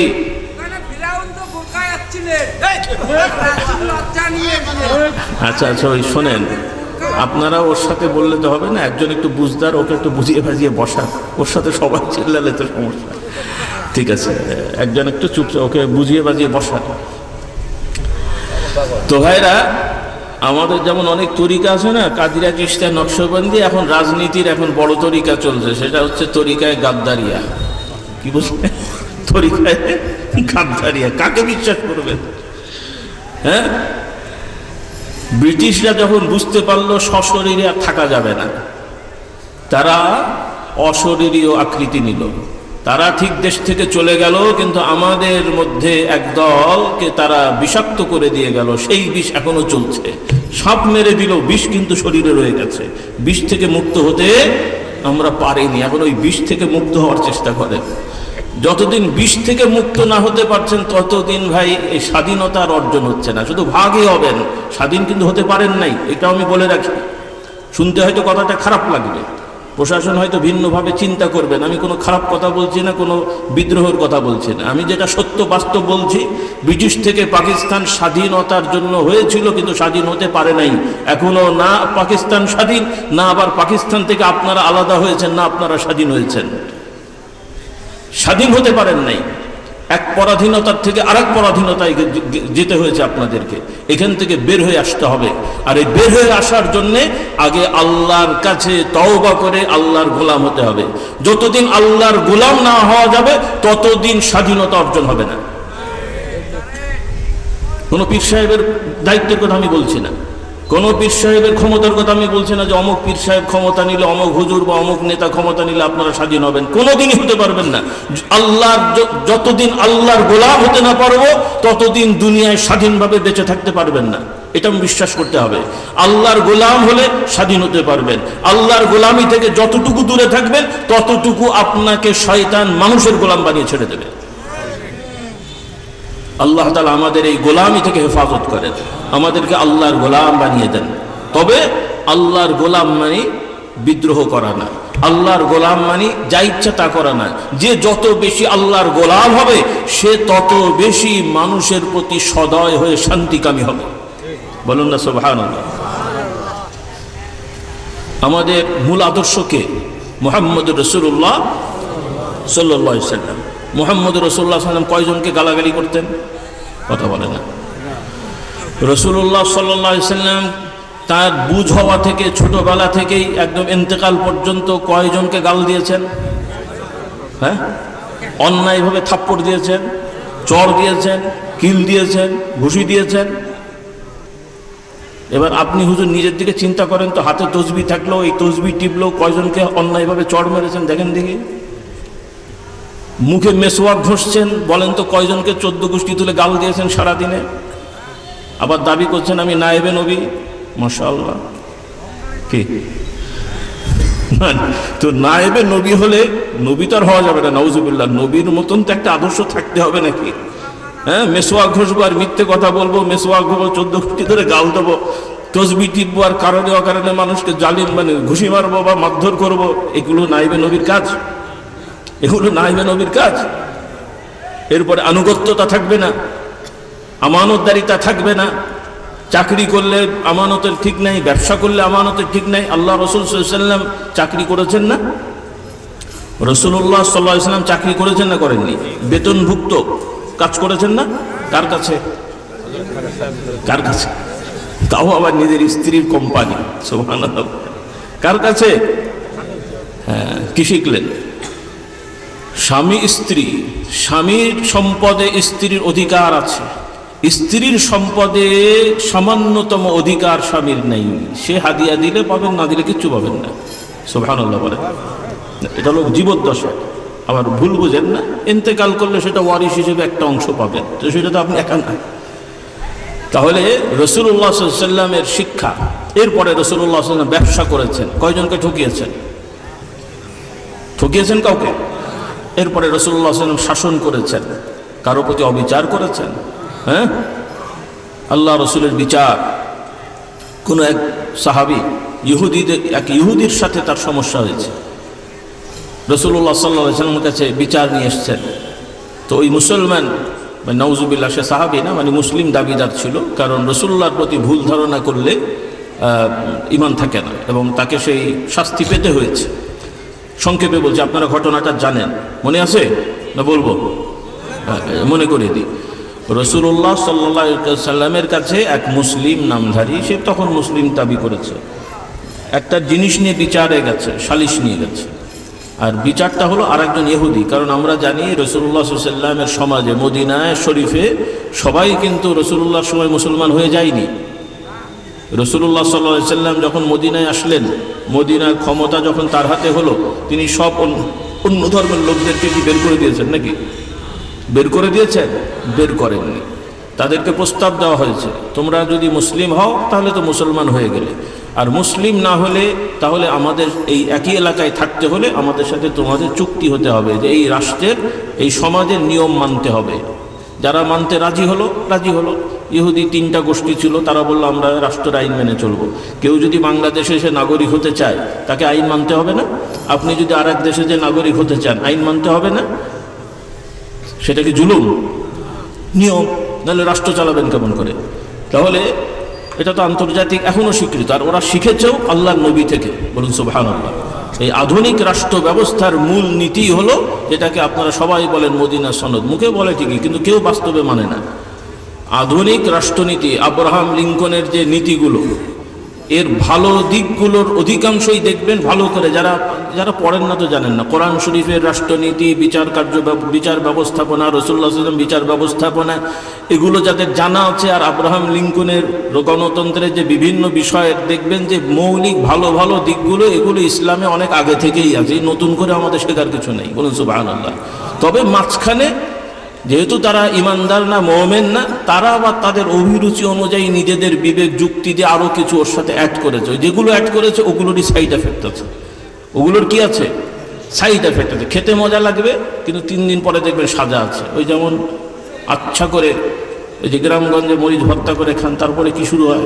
খেতে তো খুব মজা লাগে, এরপরে জ্বালাতন শুরু হয় কিনা, এরপরে গ্যাস্ট্রিকের ওষুধ খান, কিন্তু খাওয়ার সময় তো খুব মজা লাগে। হ্যাঁ, মজা লাগে না? তো এই গণতন্ত্রের অনেক জিনিস আছে, দেখতে শুনতে খুব ভালো লাগবে আপনাদের, কিন্তু যখন এটা রান করবেন দেখবেন কিছুদিন পরে সাইড এফেক্ট হচ্ছে।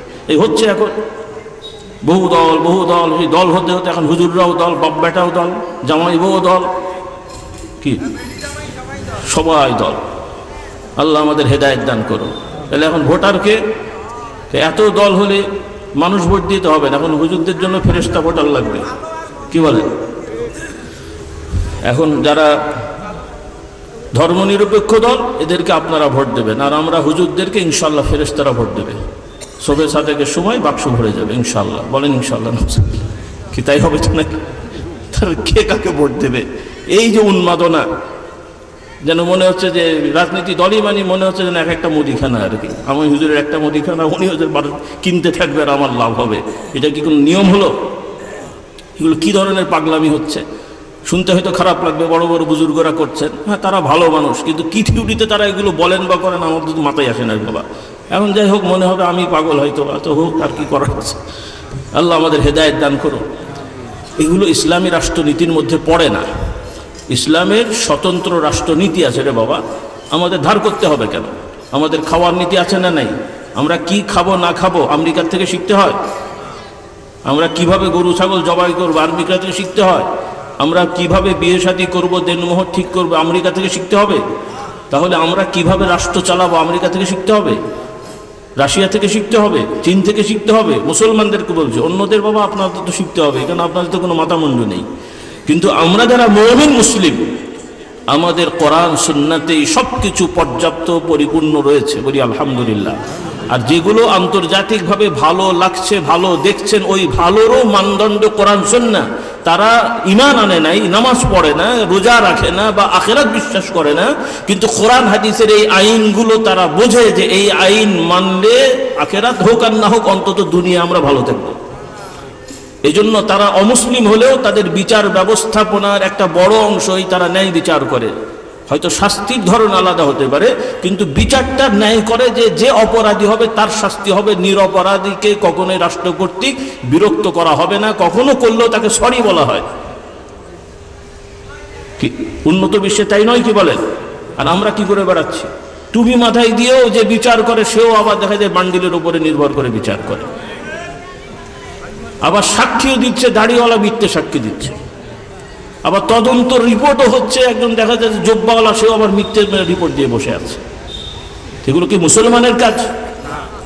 শুধু দাড়ির ফজিলতি শুনলেন, টুপি মাথায় দেওয়ার ফজিলতি শুনলেন, কিন্তু এটা বিশ্বাস করেন না যে আল্লাহ তাআলা বলছেন লানাতুল্লাহি আলাল কাযিবিন, যারা মিথ্যা বলে তাদের উপর আল্লাহর অভিশাপ। নাকি টুপি মাথায় থাকলে অভিশাপ পড়বে না? মনে হেলমেটের কাজ করবে কি? টুপি হেলমেটের কাজ করবে? মিথ্যুক তো মিথ্যুক, সে টুপি মাথায় থাকুক আর টাই গলায় থাকুক। আল্লাহ তাআলা আমাদেরকে ইসলাম শেখার তৌফিক দান করুন। আমার যুবকেরা, ভাইরা, খেয়াল রাখো, ইদানিং বহু ইসলামের নামে কিছু লোকরা আছে, কথায় কথায় মিথ্যা কথা বলছে। কিছু আলেম নামধারী এরা শুধু এমনি মিথ্যা কথা, ওয়াজ মাহফিলে ওপেনলি মিথ্যা কথা বলছে। তো যারা ওপেনলি মিথ্যা কথা বলে, এতটুকু মানে কি হিম্মত তার হয়ে গেছে, তাহলে গোপনে কি না করবে তারা? একটু নিজের বিবেককে প্রশ্ন করেন। আল্লাহ তাআলা ইহুদি নাসারার কথা কোরআনে বলছেন যে এরা কত ভয়ঙ্কর, তো আপনি জেনে নেন। قد بدت البغضاء من أفواههم وما تخفي صدورهم أكبر। আল্লাহ তাআলা ইহুদিদের ব্যাপারে আল্লাহ নবীকে সতর্ক করছেন যে তাদের কথাবার্তায় আপনার সাথে শত্রুতা এমনি প্রকাশ পাচ্ছে, আর তাদের ভেতরের খবরটা এবার বুঝে দেখেন কেমন। তাহলে যাদের বাহ্যিকভাবেও ইসলামের বিভিন্ন বিধান নিয়ে তারা রমরতিবালের তামাশা করার পাই তারা করছে, দেখাচ্ছে, স্পর্ধা যারা দেখাচ্ছে, তাদের বাহ্যিক যদি এটা হয়, ভেতরের অবস্থা কি আল্লাহ পাক ভালো জানেন। কাজে এদের উপরে নির্ভর করা, বিশ্বাস করা কি আদৌ যৌক্তিক হয়? হ্যাঁ, আল্লাহ তাআলা আমাদের হেদায়েত দান করুন, বলুন আল্লাহুম্মা আমিন। তো যাই হোক, কথা অনেক বেড়ে যাচ্ছে ভাইরা। রাসূলুল্লাহ সাল্লাল্লাহু আলাইহি সাল্লামের সমাজে বিভিন্ন ধর্মের লোকেরা ছিল, রাষ্ট্রের সাথে চুক্তি হয়েছে, রাসূলুল্লাহ সাল্লাল্লাহু আলাইহি সাল্লাম ন্যায় বিচার করেছেন, মানুষের মধ্যে প্রচার হয়ে গেছে। সূরাতুন নাসর, ইযা জাআ নাসরুল্লাহি ওয়াল ফাত ওয়া রাআইতান নাসা ইয়াদখুলুনা ফি দীনিল্লাহি আফওয়াজা। রাসূলুল্লাহ সাল্লাল্লাহু আলাইহি সাল্লাম 13 বছর ধরে মক্কা শরীফে দাওয়াত দিলেন, মুষ্টিময় কিছু মানুষ ঈমান গ্রহণ করলো।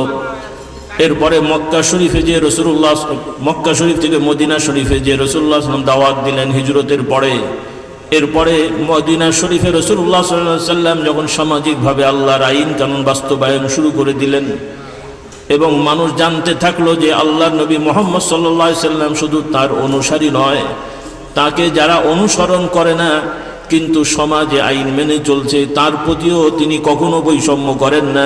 সামাজিক নাগরিক অধিকারে একজন ইমানদার যা পায়, মুমিন যা পায়, একজন অমুসলিমও তা পায়। সুবহানাল্লাহ বললেন না? এই কথাগুলো যখন প্রচার হতে থাকলো, মানুষ আগে রাসূলুল্লাহ সাল্লাল্লাহু আলাইহি ওয়াসাল্লাম মানুষের বাড়ি যেয়ে দাওয়াত দিয়ে 10টায় গেলে একজন দুজন ঈমান হচ্ছে, আর এখন এলাকার লোকেরা বিভিন্ন মরুভূমি থেকে তারা এখন দলে দলে আসছে যে না এই লোকই সঠিক, ইনার হাতে হাত দিয়ে আমাদেরকে চলতে হবে, বায়াত হতে হবে, মুসলমান হতে হবে। বলুন সুবহানাল্লাহ। ওয়া রাআইতান নাসা ইয়াদখুলুনা ফি দীনিল্লাহি আফওয়াজা। এই যে ভারতবর্ষ মুসলমানরা জয় করেছিলেন, ভারতবর্ষ মুসলমানরা জবরদখল করেননি। ইতিহাসটা একটু ভালো করে বুঝে নেন। যুদ্ধ হয়েছে কার সাথে? জালেমদের সাথে, জনগণের সাথে না। খুব ভালো করে খেয়াল করেন। ভারতবর্ষ মুসলমানরা যে এসে আক্রমণ করে যুদ্ধ করে জয় করেছেন, এই যুদ্ধ কিন্তু সাধারণ মানুষের সাথে হয় নাই। এই যুদ্ধগুলো হয়েছে ওই সময়ের আঞ্চলিক যারা শাসক ছিল, এরা ছিল জালেম। সাধারণ মানুষ এদের প্রতি ক্ষিপ্ত ছিল, কিন্তু কিছু করার মতন ক্ষমতা এদের ছিল না। নিরস্ত্র মানুষ কেটে করে খায়, কি করবে? বিদ্রোহ করার সুযোগ ছিল না। কিন্তু যখন মুসলমানরা অভিযান চালিয়েছে, সাধারণ মানুষ মুসলমান না হলেও মুসলমানদের সাপোর্ট করেছে। এই জন্য অল্পতেই এই জালেমরা পরাজিত হয়েছে। বলুন সুবহানাল্লাহ। থিওরিটা বুঝে নেন আগে। এই জন্য মুসলমানরাও পারতপক্ষে যারা ছিলেন ওই সময়ে কারো প্রতি অবিচার করেন নাই। এই জন্য শত শত বছর তারা টিকে গেছেন, বিদ্রোহ হয় নাই। বলুন সুবহানাল্লাহ। এই বাস্তবতাগুলো আপনাদের বুঝতে হবে। এরপরে ব্রিটিশরা শক্তি দিয়ে তো পারে নাই, কৌশলের সরাসরি শক্তি দিয়ে পারে নাই। এরা ইন্টারনাল অ্যারেঞ্জ করে, শয়তানি করে, চক্রান্ত করে, গাদ্দারির মাধ্যমে তারা দখল করেছিল। এবং দখল করে তারা কিন্তু শাসন করে নাই। আপনারা ব্রিটিশদের শাসন বলবেন না, বলবেন ব্রিটিশদের শোষণ। বাচ্চাদেরকে শেখাবেন ব্রিটিশরা শোষণ করেছে, চুরি করেছে, ডাকাতি করেছে, লম্পটি করেছে। কি রাগ করছেন আপনারা? কথাগুলো আমি ভুল বলেছি? বলবেন যে আমাদের রেল লাইন বানিয়ে দিয়েছে, রাস্তা করেছে, এগুলো করেছে। এগুলো আপনার জন্য করেছে। আপনারা গরুর ঘর বানান, গরুকে রাখেন, গরুর স্বার্থে না আপনার স্বার্থে? কথা বলেন না। গরুর স্বার্থে না আপনার স্বার্থে? গরু চিন্তা করছে আমার কত মহব্বত করে আমার জন্য ঘর বানিয়ে দিয়েছে, কিন্তু ও জানে না যে ওকে এবার সাইজ করবে। হ্যাঁ, তো আপনাদের স্বার্থে এগুলো করে নাই, ওদের স্বার্থে এগুলো করেছে। যদি আপনাদের স্বার্থে করতো তাহলে ভারতের ডায়মন্ড বিটে না কেন? বিটে না কেন? মুসলমানরা কি এই দেশের জিনিস নিয়ে গেছে মক্কা শরীফে? মুঘলরা কি ইরানে নিয়ে গেছে? বরং ওরা এসেছে, জনগণের সাথে মিশেছে। এই আমরা আছি, আমরাও বিবাহ শাদী করেছি আপনাদের দেশে, বলি আলহামদুলিল্লাহ। হ্যাঁ, আমাদের 14 গোষ্ঠী এই দেশেই আছে, নাকি আমরা এই দেশের সম্পদ মক্কায় নিয়ে চলে গেছি? তাহলে মুসলমানরা শোষণ করতে আসে নাই, কারণ তারা বিশ্বাস করে দুনিয়ার সব মানুষ আদম সন্তান। আমরা যে সমাজেই যাব সে সমাজেরই উপকার করব। কারো ক্ষতি করে নিজের কি বলে নিজের উপকার করা, এটা কোনো মুমিনের বিশ্বাস হতে পারে না। আর যার আছে সে কখনো মুমিন হতে পারে না। কারণ ইমানদারের বৈশিষ্ট্যই হবে ধর্ম বর্ণ নির্বিশেষে, আঞ্চলিকতা নির্ভেদে সকলের কল্যাণ করা। বিশ্বায়নে আমরা বিশ্বাস করি। এই কাঁটাতার দিয়ে ভাগ করে ঝগড়া করা এটা ইমানদারি কাজ না, এগুলো হচ্ছে গাদ্দারি কাজ। এসব নেতারা গাদ্দার ছিল, নিজেরা বড় বড় নেতা হবে, পাবলিককে উল্টো পাল্টা বুঝিয়ে এগুলো করেছে। শুনতে হয়তো খারাপ লাগবে আপনাদের। ইমাম মাহদী আসবেন, পুরো পৃথিবী এক দেশ হবে। ঈসা আলাইহিস সালাম আসবেন, এক হয়ে যাবে। বলুন সুবহানাল্লাহ। তবে এটাও সাময়িক একটা ব্যাপার, কিন্তু কনসেপশনটা ক্লিয়ার করেন।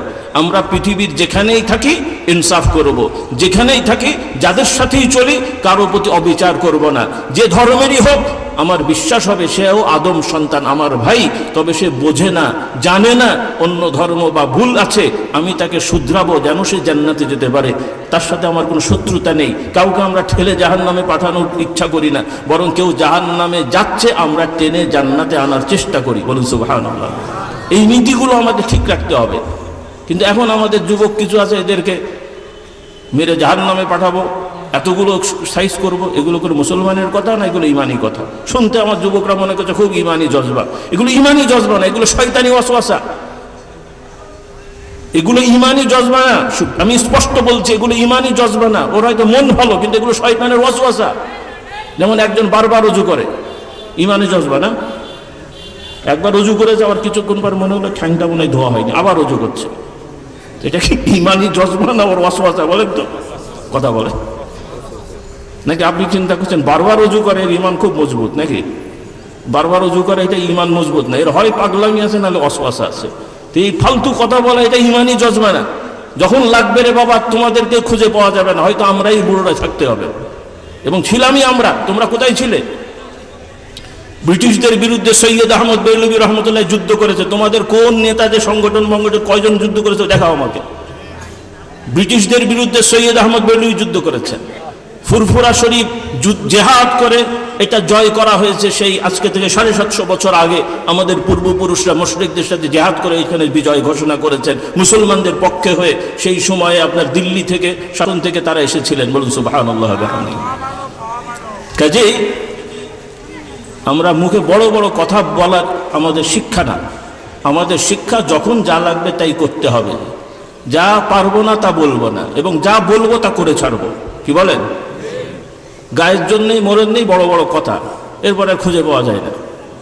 আল্লাহ তাআলা আমাদের সঠিক বুঝদান করুন। এগুলো কেন মাঝখানে সাধারণ মানুষগুলোকে বিশৃঙ্খলায় সৃষ্টি করে সমাজে একটা নানান ধরনের সমস্যা সৃষ্টি করা, এগুলো কোনো ভালো কাজ না। যাই হোক, কথা বেড়ে যাচ্ছে।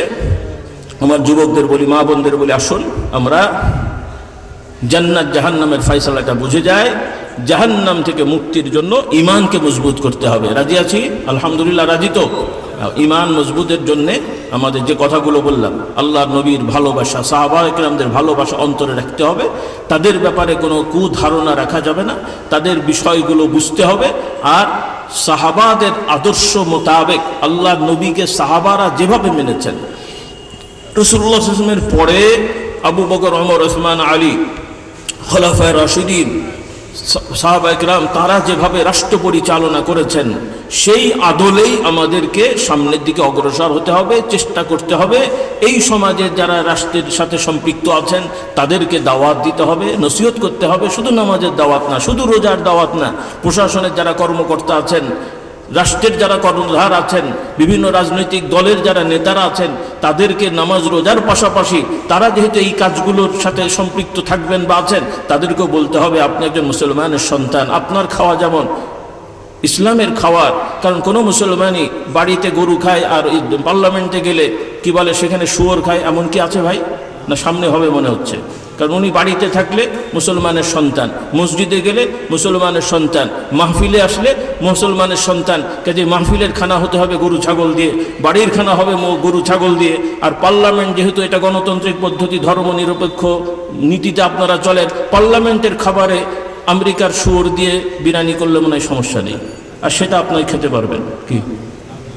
কি অসুবিধা? আপনি যখন পার্লামেন্টে আছেন, ওখানে তার ধর্মকর্ম এক্সারসাইজ করা ঠিক হবে না। ওখানে যে আমেরিকার শুয়োর হোক আর কোরিয়ার কুত্তা হোক, সমস্যা কি বলে? হ্যাঁ, ব্যাপারটা তো তাই, প্র্যাকটিক্যাল কিন্তু তাই হচ্ছে। বাড়িতে আসলে তখন তাকওয়া পরেজগারি হয়ে গেল, আর রাষ্ট্র কর্তৃক তখন সুদি আইন আপনি ঘাড়ে চাপিয়ে দিলেন। তা সুদ খাওয়ার শুয়োর খাওয়ার মধ্যে তফাৎ কি হলো? শুয়োর আমরা না খাই, খ্রিস্টানরা খায় না? শুয়োর আমরা খাই না, খ্রিস্টানরা খাই তো, হিন্দুদের বিভিন্ন শ্রেণী খাই তো, তাহলে আপনারাও খান। যেহেতু আমেরিকায় শুয়োর খায়, খ্রিস্টানরা শুয়োর খাওয়ার কারণে মনে হয় বড় বড় বিজ্ঞানী হয়েছে। কাজে আপনাদের সন্তানরা একটু শুয়োর খেলে বড় বড় বিজ্ঞানী হবে। কি বলে? শুয়োর খেলে বিজ্ঞানী হয়।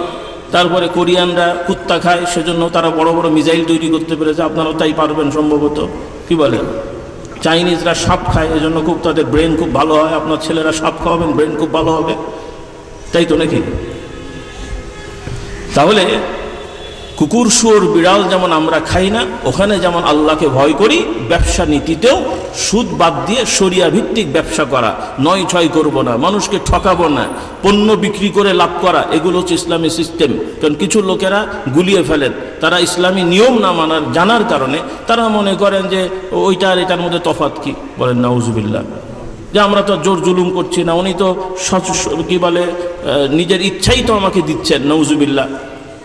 তো কেউ যদি বিয়ে শাদী ছাড়াই ছেলে মেয়ে একসাথে নিজের ইচ্ছায় থাকে, মনে হয় সমস্যা নেই, মানে আগে হতো আর এখন নাই, কি তাই হবে? এখন তো আন্তর্জাতিকভাবে এগুলোই আইন হচ্ছে তোর বাবা, এরা আর এখন আইন খুঁজে পাচ্ছে না, কি আইন করতে হবে বা মানুষের কত রকম স্বাধীনতা দিতে হবে, আর এই খুঁজে পাচ্ছে না। স্বাধীনতা দিতে দিতে এখন আইন হচ্ছে যে মানুষ মানেই মানুষ, নারী পুরুষ এটা কোনো ফ্যাক্টর না, যে চাইবে সে চাইলে, এখন পুরুষ আছে কালকে নারী হয়ে যেতে পারে, কোর্টে যাবে অ্যাপ্লিকেশন করবে, ডিক্লারেশন হবে উনি নারী হয়ে গেছেন, পুরুষটা নারী হয়ে যাবে, নারী এখন পুরুষ হয়ে যাবে, আবার চাইলে বিয়েও করবে, বলেন নাউজুবিল্লাহ। আবার বলছে বিয়ে ছাড়াও বাপ হবে, সিঙ্গেল মাদার সিঙ্গেল ফাদার, কি ধরনের স্বাধীনতা সব। এরপরে আবার মহিলাদের এখন পেট ভাড়া দেওয়া হচ্ছে, আপনারা বাড়ি ভাড়া দেন, জায়গা ভাড়া দেন, এখন মহিলারাও তার পেট ভাড়া দিচ্ছে, আরেকজনের ছেলে নিয়ে বাচ্চা নিয়ে ভাড়া দিচ্ছে। কি এগুলো আপনারা দেখবেন নাকি? এগুলো না হলে তার দেশের উন্নয়ন হবে না।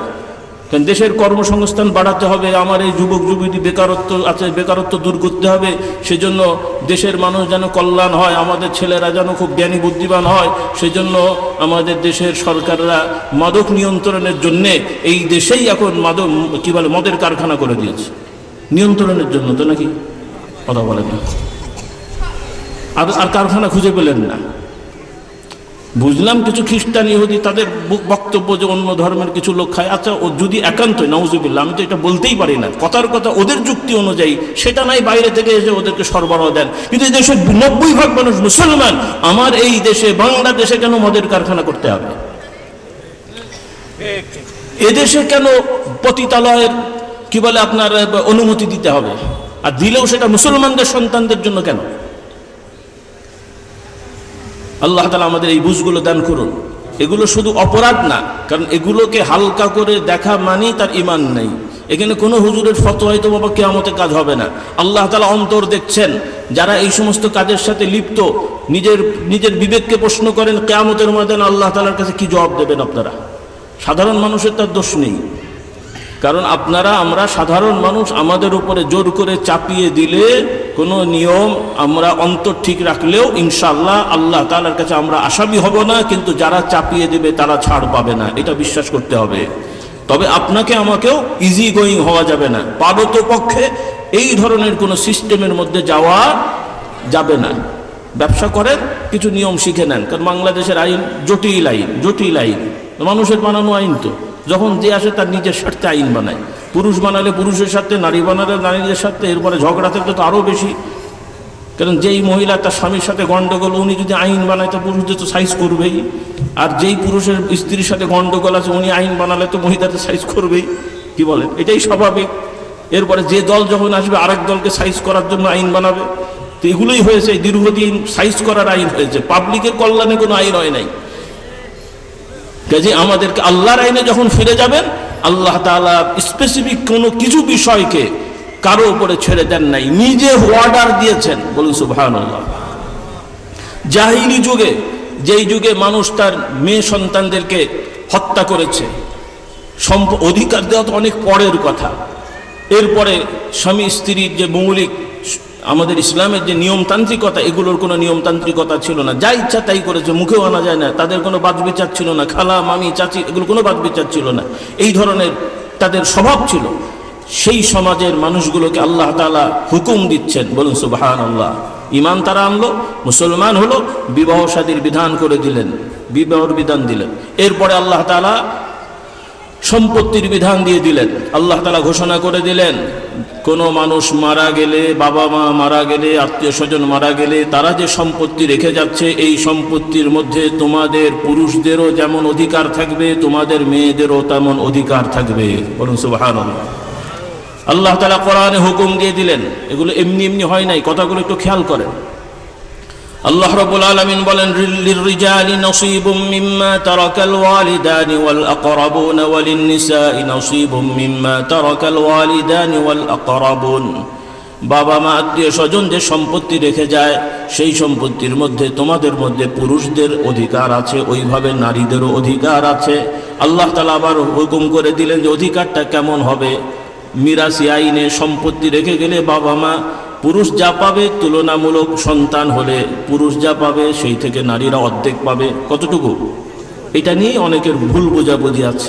আগে হয়তো আমি বলেছি, আবার একটু মনে করে দিই। প্রথম কথা হলো পাবে না, কিন্তু আগে পেত না। এখনো অন্যান্য ধর্মে নারীরা ধর্মীয় দিক থেকে তারা পায় না। তাহলে এই মুসলমানরা সে রাসূলুল্লাহর জমানা থেকে সাহাবা তাবিঈনরা তাদের স্ত্রী মেয়েরা সম্পত্তি পেয়ে আসছেন। মক্কা মদিনা শরীফ আরব দেশগুলো যেখানে ইসলামী রাষ্ট্র ছিল তারা পেয়ে আসছেন। পক্ষান্তরে অমুসলিমরা তারা পাচ্ছে না, ইউরোপ আমেরিকায় তারা পাচ্ছে না। একদিকে সম্পত্তি পাচ্ছে না, আর একদিকে বিয়ে হলে তো বিয়ে তো একবারই হয়, এবার স্বামী মারুক ধরুক কাটুক ছাড়ার আর কোনো সুযোগ নেই। কাজে একদিকে সম্পত্তিও পেল না, আর একদিকে অনেক মহিলা স্বামী জালেম হলেও সেখান থেকে ছুটার কোনো সুযোগ নেই। কেউ কি বলে আত্মহত্যা করছে, আবার কারো কোনো ধর্মে বলা হচ্ছে স্বামী মরে গেলেও ওর আর বেঁচে থাকে লাভটা কি, স্বামীর সাথে ওকেও মেরে ফেলা হোক। এটা হলো সমাজের নেতাদের মূল কাজ। কিন্তু এইভাবে বললে তার পাবলিক মন খারাপ করবে, মানবে না। তখন বুঝিয়ে দেওয়া হলো স্বামী হলো তার স্বামী, স্বামী মানে একটা বড় কিছু আর কি, তার রব প্রতিপালক। তো স্বামী মরে গেলে ও আর বেঁচে থেকে তো ঠিক হবে না, স্বামীর সাথেই স্বর্গে চলে যাক, ও উৎসর্গ করে দিক স্বামীর সাথে তার জীবনটাকে। মানে ওকে আর ওই নিজের ইচ্ছা উৎসর্গ করে নাকি? তার মানে এই উৎসর্গের নামে তাকে ওই জিন্দা মানুষটাকে স্বামীর সাথে মেরে ফেলা হয়েছে। এই ছিল অন্যান্য ধর্মের নামে জুলুম। সেখানে আল্লাহ রাব্বুল আলামিন বিধান করে দিলেন, পুরুষ যেমন বিয়ে করতে পারে প্রয়োজনে সে ছাড়তে পারে, নারীও বিয়ে করতে পারে প্রয়োজনে ছাড়তে পারে। কিনা কি পারে না? আপনারা শিখিয়ে রেখেছেন যে নারীরা পারে না, অনেকে শিখিয়ে রেখেছেন। আমি কিন্তু সব বলে দিয়ে যাব, তখন বুঝবেন ঠেলা কেমন আছে। হ্যাঁ, আমাদের মা বোনরা বোঝে না, তাদের শেখানো হয় না, আপনারা নিজেরাই বোঝেন না। আবার অনেক হুজুর নামধারী আছে, এরাও মশলা ঠিক মতো বলে না। বিবাহ শাদী একজন পুরুষও যেমন নিজ ইচ্ছাই করতে পারে, একজন নারীও নিজ ইচ্ছায় করতে পারে। আবার যদি বনিবনা না হয়, পুরুষ যেমন তার স্ত্রীকে বাদ দিতে পারে, নারীও তার স্বামীকে বাদ দিতে পারে, কিন্তু পদ্ধতিটা আলাদা, কিন্তু ক্ষমতা এক। 2 আর 2 কত হলো? 2 আর 2 কত হলো? 3 আর 1 কত হলো? তাহলে একজনকে 3 টাকা মানে 3 আর 1 দিলাম 4 হলো, আর একজনকে 2 দিলাম। কাকে ঠকালাম? কাকে ঠকালেন? তাহলে রেজাল্ট তো এক। রেজাল্ট কি? রেজাল্ট তো এক।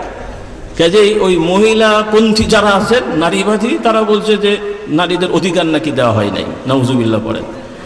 হ্যাঁ, কারণ পুরুষদের নিয়মে, মানে ইসলাম তো সব সমাজের জন্য। এখন আপনার ডিজিটালাইজেশন হয়েছে, ডিজিটাল সিস্টেম হয়েছে। আজকে থেকে 50 বছর আগে আপনারা পারবেন আপনার বাপের কাবিননামা দেখাতে? নাউজুবিল্লাহ। তার মানে কি আবার রিক করবে নাকি আরেকজন এসে ওর বাপ না তাই করবেন নাকি? নাউজুবিল্লাহ। কয়জন দেখাতে পারবে দাদার কাবিননামা বাপের কাবিননামা? হ্যাঁ, কাজেই এরপরে কিছু জায়গায় কিছুই নাই, তখন কি হবে? এজন্য আল্লাহ তাআলা বিধান করে দিয়েছেন সব সমাজের জন্য। বলুন সুবহানাল্লাহ। যেখানে ডিজিটাল পদ্ধতি থাকবে, ডিজিটাল পদ্ধতি রেকর্ড থাকবে, কিন্তু ইসলামের নিয়মে আমাদের চূড়ান্ত হবে বিয়ে অথবা তালাক। ওই পদ্ধতি সহায়ক। রেজিস্ট্রেশন না হলে বউ হলো না, রেজিস্ট্রেশন না হলে কি বলে নোটিশ না হলে তালাক হলো না, বিষয়টা এরকম না। নোটিশ ছাড়াও তালাক হবে, রেজিস্ট্রেশন ছাড়াও বিয়ে হবে, কিন্তু এটা নিরাপত্তার জন্য এটা করতে হবে, এটা আইন। কিন্তু হবে না এ কথা বলার কোনো অধিকার মুসলমানের নেই। মুখে বিয়ে করলে বিয়ে হবে, মৌখিক সাক্ষী হলে সাক্ষী হবে, মুখে তালাক দিলেও তালাক হবে, এটা বিশ্বাস রাখতে হবে। এখন যদি আইন করেন যে না মুখে তালাক দিলে অ্যাকসেপ্টেড হবে না, কোরআনকে অস্বীকার করা হবে। হ্যাঁ, আপনি সতর্ক করতে পারেন, জরিমানা করতে পারেন, যাতে বিশৃঙ্খলা এড়ানো যায়। ইসলামে তো এগুলোর সুযোগ আছে, বলি আলহামদুলিল্লাহ। আমরা কি কখনো প্রতিবাদ করেছি নাকি? সরকার আইন করেছে, ট্রাফিক নিয়ম, যে রাস্তায় মোটরসাইকেল নিয়ে গেলে কি মাথায় দিতে হয়? আমরা হুজুররা কি ফতোয়া দিয়েছে নাকি যে এই যে ট্রাফিক আইন মানবেন না, কারণ আমার মাথায় আমি কি দেবো, টুপি না পাগড়ি দেবো, আর হেলমেট চাপালো কেন, তাই বলেছে নাকি? হ্যাঁ, কাজেই এই ধরনের সামাজিক প্রয়োজনে আইন ইসলামে বাধা নাই, কিন্তু কোরআনের সাথে সাংঘর্ষিক আইন করা যাবে না। যে আইন আছে সেই আইনও কেউ মেনে নিতে পারবো না। এই বিশ্বাসগুলো ঠিক রাখতে হবে। এমন না যে আছে তো আছে, না আছে, বানিয়েছে, জালেমরা বানিয়েছে, এখন আমাদেরকে সংস্কার করতে হবে, চেষ্টা করতে হবে। কি একমত হননি আপনারা? আল্লাহ তাআলা আমাদের বোঝার তৌফিক দেন, বলুন আল্লাহুম্মা আমিন। আমার মা বোনদের বলছি, ভাইদের বলছি, তাহলে এই সমস্যাগুলি, নারীবাদী আন্দোলন, সম অধিকার, এগুলো তাদের আন্দোলন এবং তাদের আন্দোলনের কিছু যুক্তি আছে, কারণ তারা অধিকারই পায়নি। যেহেতু পায়নি, চাওয়ার ক্ষেত্রে তো শতভাগই চাইবে, মানে তাদের হিসাবে শতভাগ চাইবে, কিন্তু কোনটা বাস্তব না বাস্তব সে পরের কথা। আগে চাওয়ার বেলায় চেয়ে নি। আপনারাও চান না? নিজেও জানছেন যে চাবিটা অযৌক্তিক না, তারপর আগে চাওয়ার বেলায় চাই, তারপরে যা পাই পাবো। হ্যাঁ, তো আন্তর্জাতিকভাবে মহিলারা নির্যাতিত হওয়ার কারণে কাফের মুশরিকদের সমাজে এই আন্দোলনগুলো তাদের আন্দোলন, কারণ তাদের সমাজের মহিলারা সম্পত্তির অধিকার পায় না, পারিবারিক অধিকার পায় না, সন্তানদের থেকে স্নেহ মমতা পায় না, সেজন্য তারা আন্দোলন করেছে, তাদের যুবকের পুরুষের আন্দোলন করে, তারা তাদের মতন করে আইন করেছে। কিন্তু আলহামদুলিল্লাহ আমরা মুমিন মুসলমানরা, আমাদের সমাজে কি এই সমস্যা আছে? যারা আমরা ইসলাম মানি, আর যারা ইসলাম মানে না, সেটা তো ইসলাম না মানার কারণে সমস্যা, মানলে কি আর এই সমস্যা আছে নাকি? কারণ আমাদের সমাজের বহু লোক আছে মসজিদের সামনের কাতারে বসে থাকলেও দেখবেন যে বোনের জমি সাইজ করে নিয়েছে। আপনাদের গ্রামে এলাকায় নাই মনে হয়? হ্যাঁ, আছে না? নেই? কারণ আমাদের মা বোনদেরকে ওরা সুযোগ পাচ্ছে কেন? আজকে থেকে আমরা তওবা করি যে আমাদের বোনদের, মাদের সম্পূর্ণ অধিকার তারা যারা পাবে, আমরা কেউ জবরদখল করব না, তাদেরটা তাদেরকে বুঝিয়ে দেবো, তারা না নিলে আমরা হেফাজত করব, কিন্তু কোনোটাই আত্মসাৎ করব না। আমার বোনেরা যদি আমার অধিকার পায়, তাহলে কি সে কি আমার বিরুদ্ধে যাবে? আমার স্ত্রী যদি তার অধিকার পায়, সে কি স্বামীর বিরুদ্ধে যাবে? মা যদি তার অধিকার পায়, সন্তানের বিরুদ্ধে যাবে? এবং আল্লাহ তাআলা যেভাবে বন্টন করে দিয়েছেন, এটাই তো যুক্তির দিক থেকে তো বাবা এটাও লাগে না, এই জন্য ওরা যায় না। ওরা বলে যে আমরাই তো খাওয়াই, পরে আবার সম্পত্তি দেবো কেন? কিন্তু না, আল্লাহ তাআলা বিধান করেছেন, কারণ সব মানুষ সৃষ্টিগতভাবে হয়তো এক মানসিকতার নাও হতে পারে। এই জন্য আল্লাহ তাআলা বিয়েরও যেমন বিধান দিয়েছেন, তালাকেরও একটা বিধান রেখেছেন, যদিও যখন তখন মানে কারণে অকারণে তালাক দেওয়া নিষেধ। কিন্তু এটাকে নিয়েও আবার আজকাল ইদানিং কিছু হুজুর নামধারী এরা শয়তানি করে বেড়াচ্ছে এবং বান্দরামি করছে। আল্লাহ এদেরকে হেদায়েত দান করুক। এরা বিয়েও করছে, আবার তালাকও দিয়ে দিচ্ছে, আবার আরেকজনের সাথে বিয়েও দিয়ে দিচ্ছে, বলে যে এটা তো উন্মুক্ত বিষয়। নাউজুবিল্লাহ। হ্যাঁ, তালাক দেওয়ার বিধান আছে, কিন্তু এইভাবে মুড়ি মুরগির মতন তালাক দেওয়া, এটা কখনোই ইসলাম অ্যাকসেপ্ট করে না। আল্লাহ তাআলা আমাদের বোঝার তৌফিক দেন। একাধিক বিয়ের বিধান আল্লাহ তাআলা রেখেছেন, কার জন্য? যার প্রয়োজন আছে। কি শর্তে? ইনসাফ করতে হবে। এটা কি এত চারটিখানি কথা রে ভাই? একটা নিয়েই তো সামলাতে পারছেন না। কয়জন পাচ্ছেন বলেন? শরীয়তের আইনে কয়জনের স্ত্রীর হক আদায় করতে পারছেন? সব তো ভাঁড় খুলে যাবে। আল্লাহর নবী বলেছেন কে ভালো, কোন হুজুর ভালো, কোন দরবেশ ভালো, কোন ইয়ে ভালো, গোয়েন্দা বাহিনী পাঠাবেন। কোথায়? বউয়ের কাছে পাঠান। বউ যদি বলে আমার স্বামী ভালো, নবী বলছেন সেই ভালো। এবার বোঝেন কে ভালো? কথা বল, এবার বোঝেন কে ভালো? হ্যাঁ, কয়জন ভালো হবে? কারণ স্ত্রীর কাছে সব গোমর আছে, স্ত্রীর কাছে সব। বাইরে হুজুর পীর সাহেব তসবিহ তো সব আছে, ভেতরে কি করো পাবলিক তো আর জানে না। কে জানে? কে জানে? ঠিক গোপন ফাঁস করে দেবে। সে যদি বলে হ্যাঁ আমার স্বামী আমার সাথেও মিথ্যে কথা বলে না, আমার সাথেও জোচ্চুরি করে না, তাহাজ্জুদ পড়ে, বাইরে তো দেখিয়ে দেখিয়ে সবাই পড়ে, ওযু আছে না আছে সে তো আল্লাহ পাক ভালো জানে। কি বলেন আপনারা? হ্যাঁ, কাজেই বুঝতে হবে সে ভালো। বলেন সুবহানাল্লাহি ওয়া বিহামদিহি। আল্লাহ নবীও বলছেন তোমাদের মধ্যে সেই ভালো যে তার স্ত্রীর কাছে ভালো। সুবহানাল্লাহি ওয়া বিহামদিহি। আর নবী বলছেন যেই স্বামী তার স্ত্রীর উপরে সন্তুষ্ট, আল্লাহ তাআলা তার উপরে সন্তুষ্ট। দুইটাই করে দিয়েছেন। যেই স্বামী তার স্ত্রীর উপরে সন্তুষ্ট, আল্লাহ তাআলাও তার উপরে সন্তুষ্ট। আর যেই স্ত্রী তার স্বামীকে বলবে ভালো, সেই ভালো। এখন দেখেন আমাদের কিভাবে চলতে হয়, মূলনীতি শিখে নেন। বলুন সুবহানাল্লাহ। কাজেই স্ত্রীদের সাথে ভালো আচরণ করা, গালাগালি না করা, দুচ্ছাই না করা, তাদেরকে কটূক্তি না করা, এগুলো আমাদের মৌলিক দায়িত্ব। আল্লাহ তাআলা হুকুম দিয়েছেন আশিরুহুন্না বিল মা'রুফ, হে স্বামীরা পুরুষেরা স্ত্রীদের সাথে ভালো আচরণ করো। কাজে এটা নফল ইবাদত না, ফরজ ইবাদত। বলেন কি ইবাদত? স্ত্রীদের সাথে ভালো কথা বলা কি ইবাদত? ফরজ ইবাদত। আবার স্ত্রীরাও স্বামীর সাথে সম্মান দিয়ে কথা বলা, এটাও ফরজ ইবাদত। আল্লাহ তাআলা আমাদের এই বুঝগুলো দান করুন। বলুন আল্লাহুম্মা আমিন। এরপরে কারণে অকারণে কেউ কেউ মারধরের একটা অভ্যাস, অনেক বদ অভ্যাস কারো কারো হয়ে যায়, যেগুলো স্বাভাবিক সামাজিক কারণে হয়, এগুলো কবিরা গুনাহ। স্ত্রীদেরকে মারধর করা এগুলো কবিরা গুনাহ, হারাম। আল্লাহর আইনেও হারাম, আবার প্রচলিত আইনেও দণ্ডনীয় অপরাধ। দুই দিকেই সমস্যা। তৃতীয় আর একটা আছে, বলবো? এগুলো তো আইনের ব্যাপার বললাম। এবার গাইনের ব্যাপার হলো, আগে যাই হোক দু চারটা মেরে ধরে পার পাওয়া গেছে, এখন কিন্তু শোনা যায় যে দুটো দিতে গেলে আবার 5টা খেতে হয়। কাজে রিস্ক নেওয়ার দরকার নেই। হ্যাঁ, অনেক সময় শালা সমন্দিরা এসব সাইজ করে দিয়ে চলে যায়, এমন রিপোর্টও আছে। তো একান্ত পছন্দ না হলে বাবা দিন দরবার করে আলাদা হয়ে যান, ওই সমানে রিস্ক নিয়ে মারধর করে বিপদে পড়ার দরকার নেই। কি বলেন? এই খারাপ বুদ্ধি দিলাম? যাই হোক, আল্লাহ হিদায়াত দান করুন। কাজেই পরিবারটা সাজান। আল্লাহর রহমত পেতে হলে আল্লাহর আইন মানেন, আল্লাহর আইন মানেন। শুধু নামাজ রোজা না, পরিবার, সন্তান, পাড়া প্রতিবেশী। রাসূলুল্লাহ সাল্লাল্লাহু আলাইহি ওয়াসাল্লাম শিক্ষা দেন। আল্লাহর নবী বলছেন, আল্লাহ রাসূল সাল্লাল্লাহু আলাইহি ওয়াসাল্লাম বলছেন, যে ব্যক্তি আখিরাতে বিশ্বাস করে, আল্লাহকে বিশ্বাস করে, আখিরাতে বিশ্বাস করে, সে যেন তার মেহমানকে সম্মান করে। যে ব্যক্তি আখিরাতে বিশ্বাস করে, আল্লাহকে বিশ্বাস করে, সে যেন তার পাড়া প্রতিবেশীকে কষ্ট না দেয়।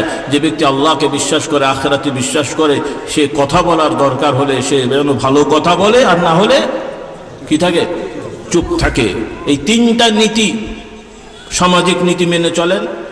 নামাজ রোজা এটা তো আলাদা বিষয়, কারণ আপনি নামাজ পড়েন না পড়েন সেটা আল্লাহর সাথে আপনার সম্পর্ক। সামাজিক কিছু ফায়দা আছে, সেটা ভিন্ন ব্যাপার। কিন্তু নামাজও পড়বেন, আবার পাড়া প্রতিবেশীকে গালাগালি করবেন, তার মানে মনে করবেন না যে আপনি নামাজ পড়েন বলে সবাই আপনাকে সাধুবাদ জানাবে। সাধুবাদ জানাবে? সেটা আল্লাহর জন্য পড়বেন, এটাও আল্লাহর জন্য করবেন। কেউ আপনাকে বেনিফিট দিক আর না দিক, সেও আমার পাড়া প্রতিবেশী, আমারই ভাই, কিছু অন্যায় করুক, ছাড় দেবেন যতটুকু পারা যায়। আবার মাথায় তুলে দেবেন না, তো আবার বিপদে পড়বেন। ব্যালেন্স করে পাড়া প্রতিবেশীর সাথে ভালো আচরণ করা, রাস্তাঘাটের ব্যাপারে সতর্ক থাকা।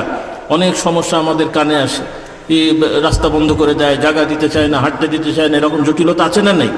এগুলো করব না। নিজেও ঠকবেন না, কাউকে ঠকাবেন না।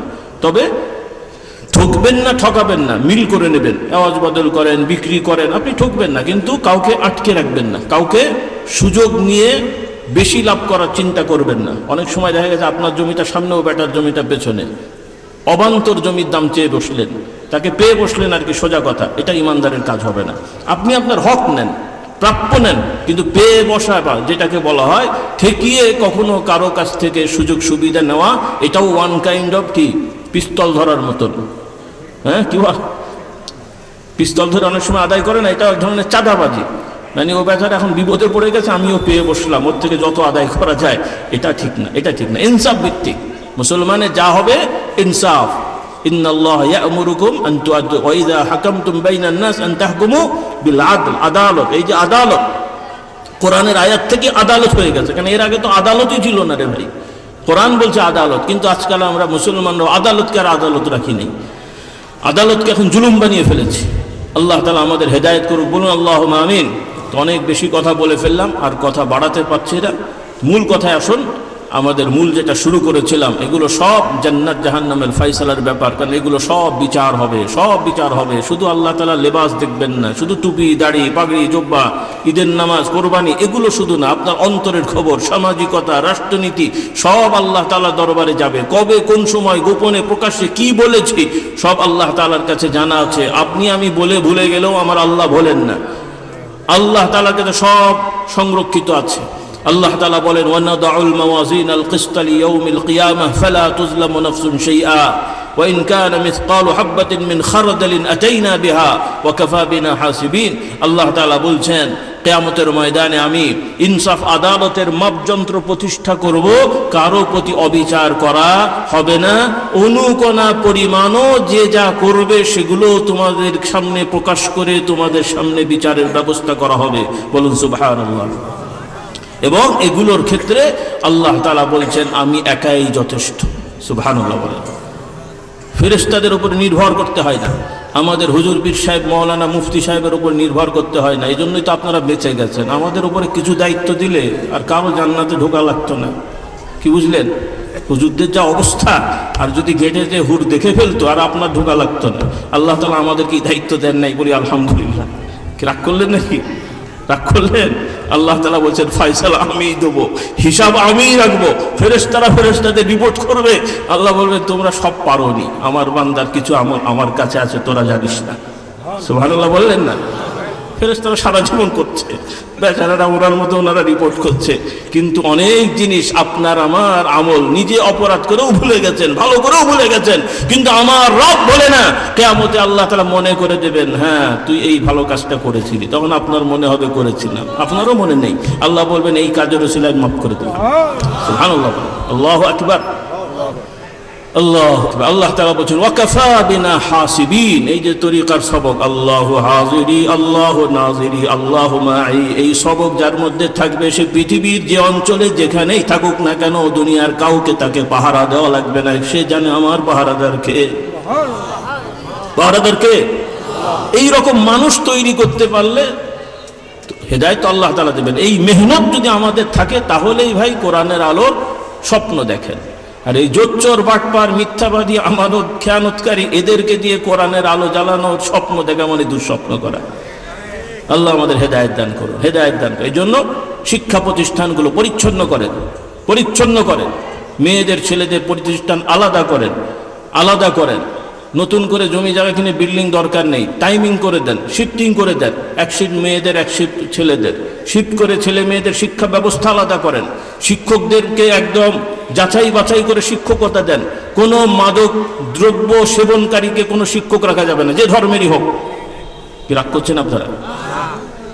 শিক্ষকরা বিড়ি সিগারেট খাবে, ছাত্ররা কি মেসওয়াক করবে? হ্যাঁ, আর কি হচ্ছে এটা তো ওপেনই, এখন তো এটা আজকে ফেসবুকে দেখলাম ওপেনই স্বীকার করে ফেলছে। ইউনিভার্সিটির প্রফেসর সে বলছে যে আমার লাইসেন্স করা আছে মদের। কি বুঝলেন? তার মানে আপনারা কোথায় আছেন এবার হিসাব করে দেখেন। এই তো স্বীকার করলো, আর অনেকগুলো তো স্বীকার ছাড়াই আছে। তাহলে এই মদখোরের কাছে ছেলে মানুষ করতে দিয়েছেন। এরপরে ভেতরের খবর তো আরো খারাপ। অধিকাংশ, নাউজুবিল্লাহ, মুখ খারাপ, অধিকাংশ একটা বড় অংশই আছে লম্পট, চরিত্রহীন। তো চরিত্রহীন, লম্পট, আসক্তে যারা কি বলে আপনার বদ অভ্যাস আছে, এদের কাছে সন্তান মানুষ হয়? হচ্ছে তো তাই। সামান্য তুচ্ছ ঘটনা নিয়ে ইউনিভার্সিটির ছেলেরা মারামারি করে কোটি কোটি টাকা সম্পদ নষ্ট করে ফেলছে, যেটা গ্রামের সাধারণ মানুষও করে না, গ্রামের মূর্খগুলো যেগুলো করে না। আর আপনাদের বড় বড় ইউনিভার্সিটির ছেলেরা তাই করছে, কারণ এদের ফাউন্ডেশনই তো গন্ডগোল। কারণ এর আগে আমি শুনেছিলাম, তখন অতটা এমনি বিশ্বাস হলেও একটু কেমন কেমন লাগছিল। এখন তো স্বীকারোক্তি আমরা পাচ্ছি। কোনো এক জেলার ইউনিভার্সিটির ছাত্র আমাকে বলল, মেডিকেলের ছাত্র, সে বলল ওই জেলার যত মদ মানে সাপ্লাই হয় একটা বড় অংশই ওই জেলার মেডিকেলের ছাত্ররা খায়। কোথাকার ছাত্র? বলুন, এটার মানে এটা কি হলো? এমনি খায় তো খায়, আচ্ছা মেডিকেলের ছাত্ররা স্বাস্থ্য সম্পর্কে ভালো জানে না, সাধারণ লোকেরা ভালো জানে? তো মদ যে খারাপ এটা কি মেডিকেলের ছাত্র না জানার কথা? হ্যাঁ, কিন্তু ওরা খাচ্ছে, কারণ ওরা তো মেডিকেলে পড়ে যে কোনটা খেলে কি হয়, স্বাস্থ্য বিজ্ঞানে পড়ে। তাহলে একদিকে পড়ছে আর একদিকে খাচ্ছে। আল্লাহ আমাদের হেদায়েত দান করুন। সেজন্য শিক্ষা ব্যবস্থাপনাতেও থাকতে হবে, পারিবারিকভাবেও থাকতে হবে। শুধু সরকারের উপরে দোষ চাপিয়ে লাভ নেই, কারণ সব দোষ নন্দ ঘোষ বললে বাবা ভুল হবে। সরকার তো আসমান থেকে নাজিল হবে না, আপনারা যেমন চাইবেন তেমন আসবে। ওই আগে একটা শাসক ছিল, খুব জালেম ছিল। তো ওই তাকে গভর্নর, আগে তো গভর্নর সিস্টেম ছিল, সেন্ট্রাল থেকে তাকে পাঠানো হয়েছে ইরাকে।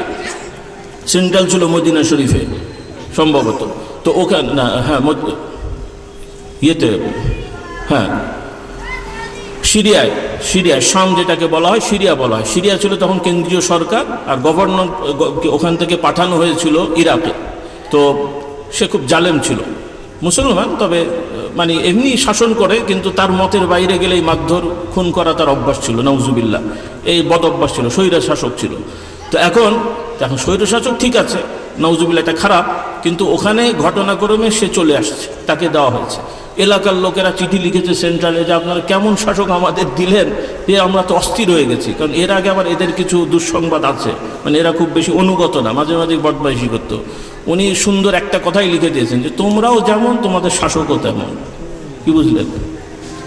তোমাদেরকে এছাড়া আর আমি সুযোগ মানে শায়েস্তা করার লোক পাচ্ছি না, তোমরাও সোজা হও, আমি ভালো একটা লোককে পাঠাবো আর কি। কথা বুঝলেন কিনা? তো আসলে অনেক সময় সরকারেই, কিন্তু শুধু সরকারের কি দোষ দেবেন? আমরা যদি ফেরেশতা না হই তো সরকার ফেরেশতা পাবো কোত্থেকে? আমরাই যদি নিজেরা জুলুমবাজে অস্থির হই, তাহলে আমরা ফেরেশতা মার্কা শাসক পাবো কোত্থেকে? আমরা ফেরেশতার মার্কার চেষ্টা করি, ফেরেশতা মার্কা মানে আমরা ভালো হওয়ার চেষ্টা করি, দেখবেন আল্লাহ তাআলাও আমাদের প্রতি একজন করুণা দয়াময় ভালো মানুষকে পাঠিয়ে দেবেন। কোত্থেকে পাঠাবেন কল্পনা করতে পারবেন না। বলেন সুবহানাল্লাহ। এই যে ইদানিং যা ঘটেছে, 2 বছর আগে কল্পনা করেছেন? যেভাবে হোক ঘটেছে তো নাকি? যেভাবে হোক, কিছু ঘটনা তো একভাবে হয় আমাদের বাইরে, যে থিওরিতেই হোক, কিন্তু এভাবে হয়। আল্লাহ তাআলা এগুলো বিভিন্ন সময় একভাবে ঘটিয়ে দেন। আল্লাহ তাআলা আমাদের বুঝদান করুন। সেজন্য আসল আমি আগেই বলেছি, আমাদের সামাজিক চেষ্টা পদ্ধতি থাকবে, কিন্তু এই চেষ্টা পদ্ধতি চূড়ান্ত না। আমাদের ভরসা করতে হবে আল্লাহর প্রতি, আমাদের নিয়ম নীতি হতে হবে মুহাম্মদুর রাসূলুল্লাহর আদর্শ, সাহাবাদের আদর্শ, খোলাফায়ে রাশিদিনদের আদর্শ, উলামা বুজুর্গ পূর্বে যারা চলে গেছেন তাদের নীতির আলোকে মেহনত করতে হবে। কিন্তু আমরা এখন আমেরিকা চীনের নীতিতে মেহনত করলে ভাই আল্লাহর দয়া পাওয়া যাবে না, ওনাদের কিছু পাওয়া যাবে, আর কিছু পেলেও অনেক দিতে হবে। তাতে আপনার কি থাকবে? কি থাকবে? হ্যাঁ, ওই ব্যাংকে লোন দেয় 20 লাখ টাকাতে খুব খুশি, কিন্তু দিতে হচ্ছে কত খবর আছে? সুদে আসলে যেমন ওরা নিয়ে নিচ্ছে, তাহলে তারা আপনাকে আমাকে সহযোগিতা করছে, তার মানে মনে করেন না যে নিঃস্বার্থভাবে তারা করছে। তারা আপনাকে যতটুকু দেবে তার থেকে বহুগুণ নিয়ে নেবে, তাতে আপনার লাভটা কি? তার থেকে সাধারণ মানুষের সাথে থাকেন, এই দেশের মানুষের সাথে থাকেন। মানুষের আল্লাহর তো মূল তাওয়াক্কুল, ভরসা হবে আল্লাহর প্রতি। মানুষের সাথে থেকে মানুষের সহযোগিতা নিয়ে মানুষের মন জয় করে আগাতে থাকেন, ইনশাল্লাহ কাজে লাগবে। আর মানুষের সাথে বিদ্বেষ করে ওই অমুক তমুককে খুশি করে এই হয়ে যাবে সেই হয়ে যাবে, এগুলো দুঃস্বপ্ন, এগুলো দুঃস্বপ্ন, কল্পনা। এগুলো কোনো বাস্তবতার আগেও ছিল না এবং ভবিষ্যতেও হবে না। এই বুঝগুলো আমাদের হতে হবে। বিক্ষিপ্ত কিছু কথা বলেছি, আল্লাহ তাআলা আমাদের হেদায়েত দান করুন। আপনাদের কষ্ট হচ্ছে, আর রাত করব না। এখন আসুন, কিয়ামতে আল্লাহ দরবারে পার পাওয়ার জন্য আমলনামা ভারী করা, অন্যান্য আমলের সাথে সহায়ক সহজ ভারী করার আমল হচ্ছে জিকির আজকার, কলেমা শরীফ পড়া, তাসবিহ তাহলিল, ইস্তেগফার, হাঁটতে চলতে জিকির করা, নিরিবিলি জিকির করা, সাধ্য বেহিসাব। কিছু তো আছে সংখ্যা 33 বার 100 বার, সেটা তো নির্ধারিত একটা সংখ্যা থাকবেই। পুরুষ নারী সবাইকে বলছি, সুযোগ সুবিধা অনুযায়ী বেশি বেশি জিকির করবেন। ফজরবাদ, ইশাবাদ, মাগরিববাদ। রাসূলুল্লাহ সাল্লাল্লাহু আলাইহি ওয়াসাল্লাম বলেন, যে ব্যক্তি ফজরের নামাজ জামাতে পড়বে, এরপরে ওই জায়গাতেই বসে থাকবে, বসে থেকে জিকির আজকার করে সূর্য ওঠার পরে 2 রাকাত সালাত আদায় করবে, বা 4 রাকাত কোনো কোনো বর্ণনায় আছে, মিনিমাম 2 রাকাত। তো কমপক্ষে 2 রাকাত যারা সালাত আদায় করবে ইশরাকের সময়ে, ফজরের পরে জিকির আজকার করে ওই জায়গায় বসে থেকে, রাসূলুল্লাহ সাল্লাল্লাহু আলাইহি ওয়াসাল্লাম বলছেন, আল্লাহ তাআলা তার নামায় আমলে পূর্ণাঙ্গ একটা হজ এবং উমরার সওয়াব দান করবেন। আমার মা বোনেরা বাড়িতে করবেন, যে যেখানে আছেন, কারণ মা বোনদের তার মসজিদে আসার দরকারও হচ্ছে না, সুযোগ সুবিধাও নেই। সেই মশলার এখানে অত বলার দরকার নেই। বলে আমাদের একটু অনুরোধ করব, আপনারাও বিষয়গুলো বিবেচনা করবেন, পর্যায়ক্রমে। দেশ পরিবর্তন হচ্ছে, সমাজ পরিবর্তন হচ্ছে, আমাদের ভালোর দিকে যেতে হবে। কোন দিকে যেতে হবে? ভালোর দিকে যেতে হবে। আল্লাহ তাআলা আমাদের তৌফিক দান করুন।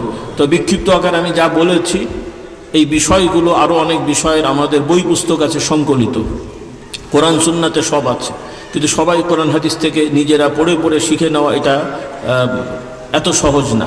কোরআন হাদিস সহজ, কিন্তু আমাদের বাস্তবতায় বিষয়গুলো এত সহজ হবে না। এই জন্য কোরআন হাদিস তো চর্চা করবেনই, এর সাথে আপনাদের সহযোগিতার জন্য সহায়ক হিসেবে আমরা কিছু বই পুস্তক এনেছি। ইসলামী আকিদা শিক্ষা, ওজিফা নামাজ শিক্ষা, পর্দা শিক্ষা, গোনা মাপের আমল, রোজা শিক্ষা, হজ শিক্ষা, এরকম কিতাব আছে, মৌলিক যেগুলো আছে, জিকির আজকার। এরপরে বিভিন্ন আমাদের শ্রেণী, নারী, আমাদের মা বোনরা যারা আছেন, নারীদের প্রতি আমাদের নসিহত বিশেষভাবে, বাচ্চাদের, ছেলেদের প্রতি, যুবকদের প্রতি, ছাত্রদের প্রতি, এরকম বিভিন্ন শ্রেণী অ্যাড্রেস করে আমাদের ছোট ছোট কিছু বই সংকলন করা হয়েছে। এগুলো আপনারা সংগ্রহ করেন, পড়বেন। ওলামা ইকরামের অনুরোধ, আপনারাও নিয়ে পড়েন, শেখার জন্য না। আপনারা তো মাশাআল্লাহ শিখেছেন। যদি আমাদের এই লেখনের মধ্যে আপনাদের কাছে মনে হয় কিছু ভুল ভ্রান্তি, সেগুলো আমাদের স্মরণ করিয়ে দেবেন। কারণ আমরা কেউ ফেরেশতা দাবি করছি না, নির্ভুল দাবি করব না। আমাদের ইচ্ছা করে তার হবে না, অনিচ্ছায় হয়তো ভুল ভ্রান্তি থাকতেও পারে, অথবা মূল টার্মস ঠিক থাকলেও হয়তো ভাষার ত্রুটির কারণে ভুল বোঝার সমস্যা থাকতে পারে। এগুলো আপনারা আমাদেরকে বলে দেবেন, আমরা যেগুলো যৌক্তিক এবং সঙ্গত সেগুলো আমরা ঠিক করে নেব ইনশাল্লাহ। তবে নসিহত করব আমরা। আমাদের একটা রোগ আছে যে কেউ কোনো কিছু ভুল করলে আমরা 14 গোষ্ঠী উদ্ধার করে গালাগালি শুরু করে দিই, নসিহত করি না। এটা আমাদের খুব মারাত্মক ভুল। মানুষ মাত্রই ভুল হতে পারে, ভুল হয়, ভুলেরও আবার একটা মাত্রা থাকে। তো আমরা কারো ভুল পেলে সেটা নিয়ম অনুযায়ী তাকে নসিহত করব, সাধারণ মানুষকে সতর্ক করব। শরীয়তের নিয়মের মধ্যে মিথ্যাচার করে কেউ কাউকে হ্যাও করার চেষ্টা করব না।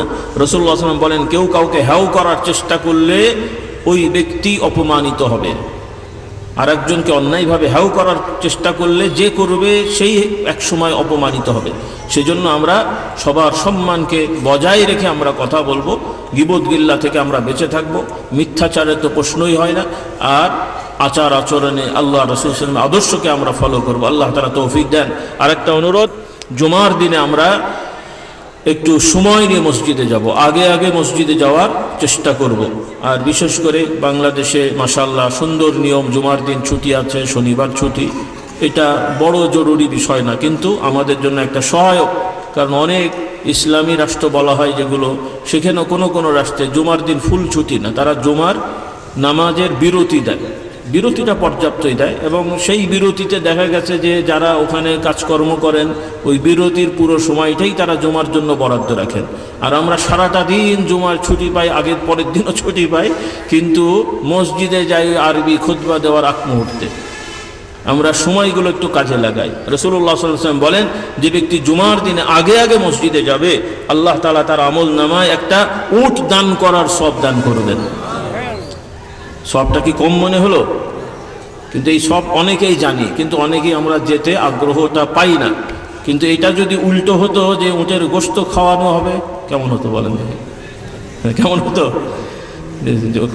কমিটি যদি এলান করতো যে আমরা গেটে লোক রাখবো, যারা 11:30টায় ঢুকবে এদেরকে শুধু খাওয়ানো হবে, এরপরে আর খাওয়ানো হবে না, তখন কেমন হবে বলেন দেখি?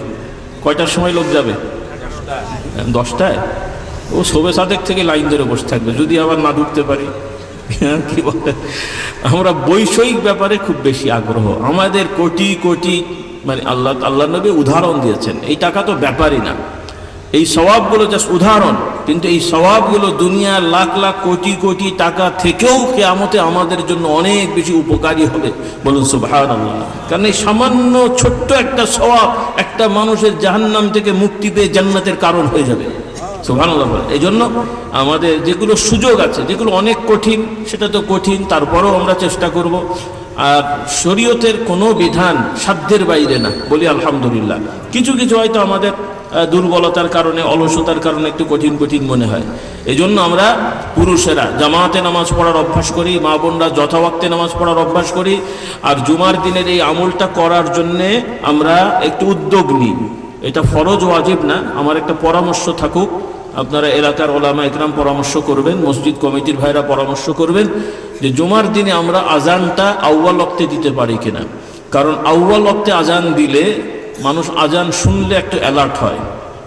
আউয়াল ওয়াক্তে আজান দিলে এমনি মোটামুটি 45 মিনিট আপনি আগিয়ে গেলেন, সেখানেও যদি 10-20 মিনিট দেরি করেও যায় তাও আধা ঘন্টা সে এমনিই চলে যাচ্ছে, আগে আগে মসজিদে যাওয়ার জন্য একটা সহায়ক হচ্ছে।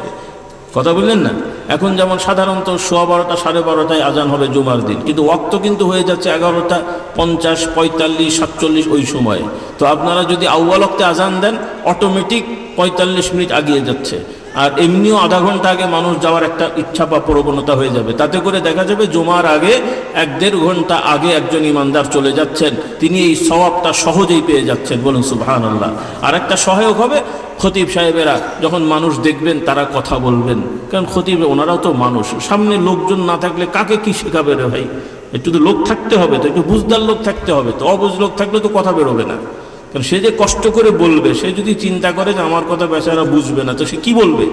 আবার চাকরি যেহেতু করতে হয়, কিছু তো একটা বলতে হয়, গোলমাল করে দরুদ সালাম টালাম পড়ে শেষ করে দেবে আর কি বলে, তো এভাবেই গোলেমালে যাচ্ছে। তো আমরা আর গোলেমালে না যাই, আমাদের জুমাগুলো সত্যিকার এক একটা ক্লাস হোক, এক একটা শিক্ষার আসর হোক, এক একটা আমাদের বিদ্যার আসর হোক। রাজি আছি ইনশাল্লাহ?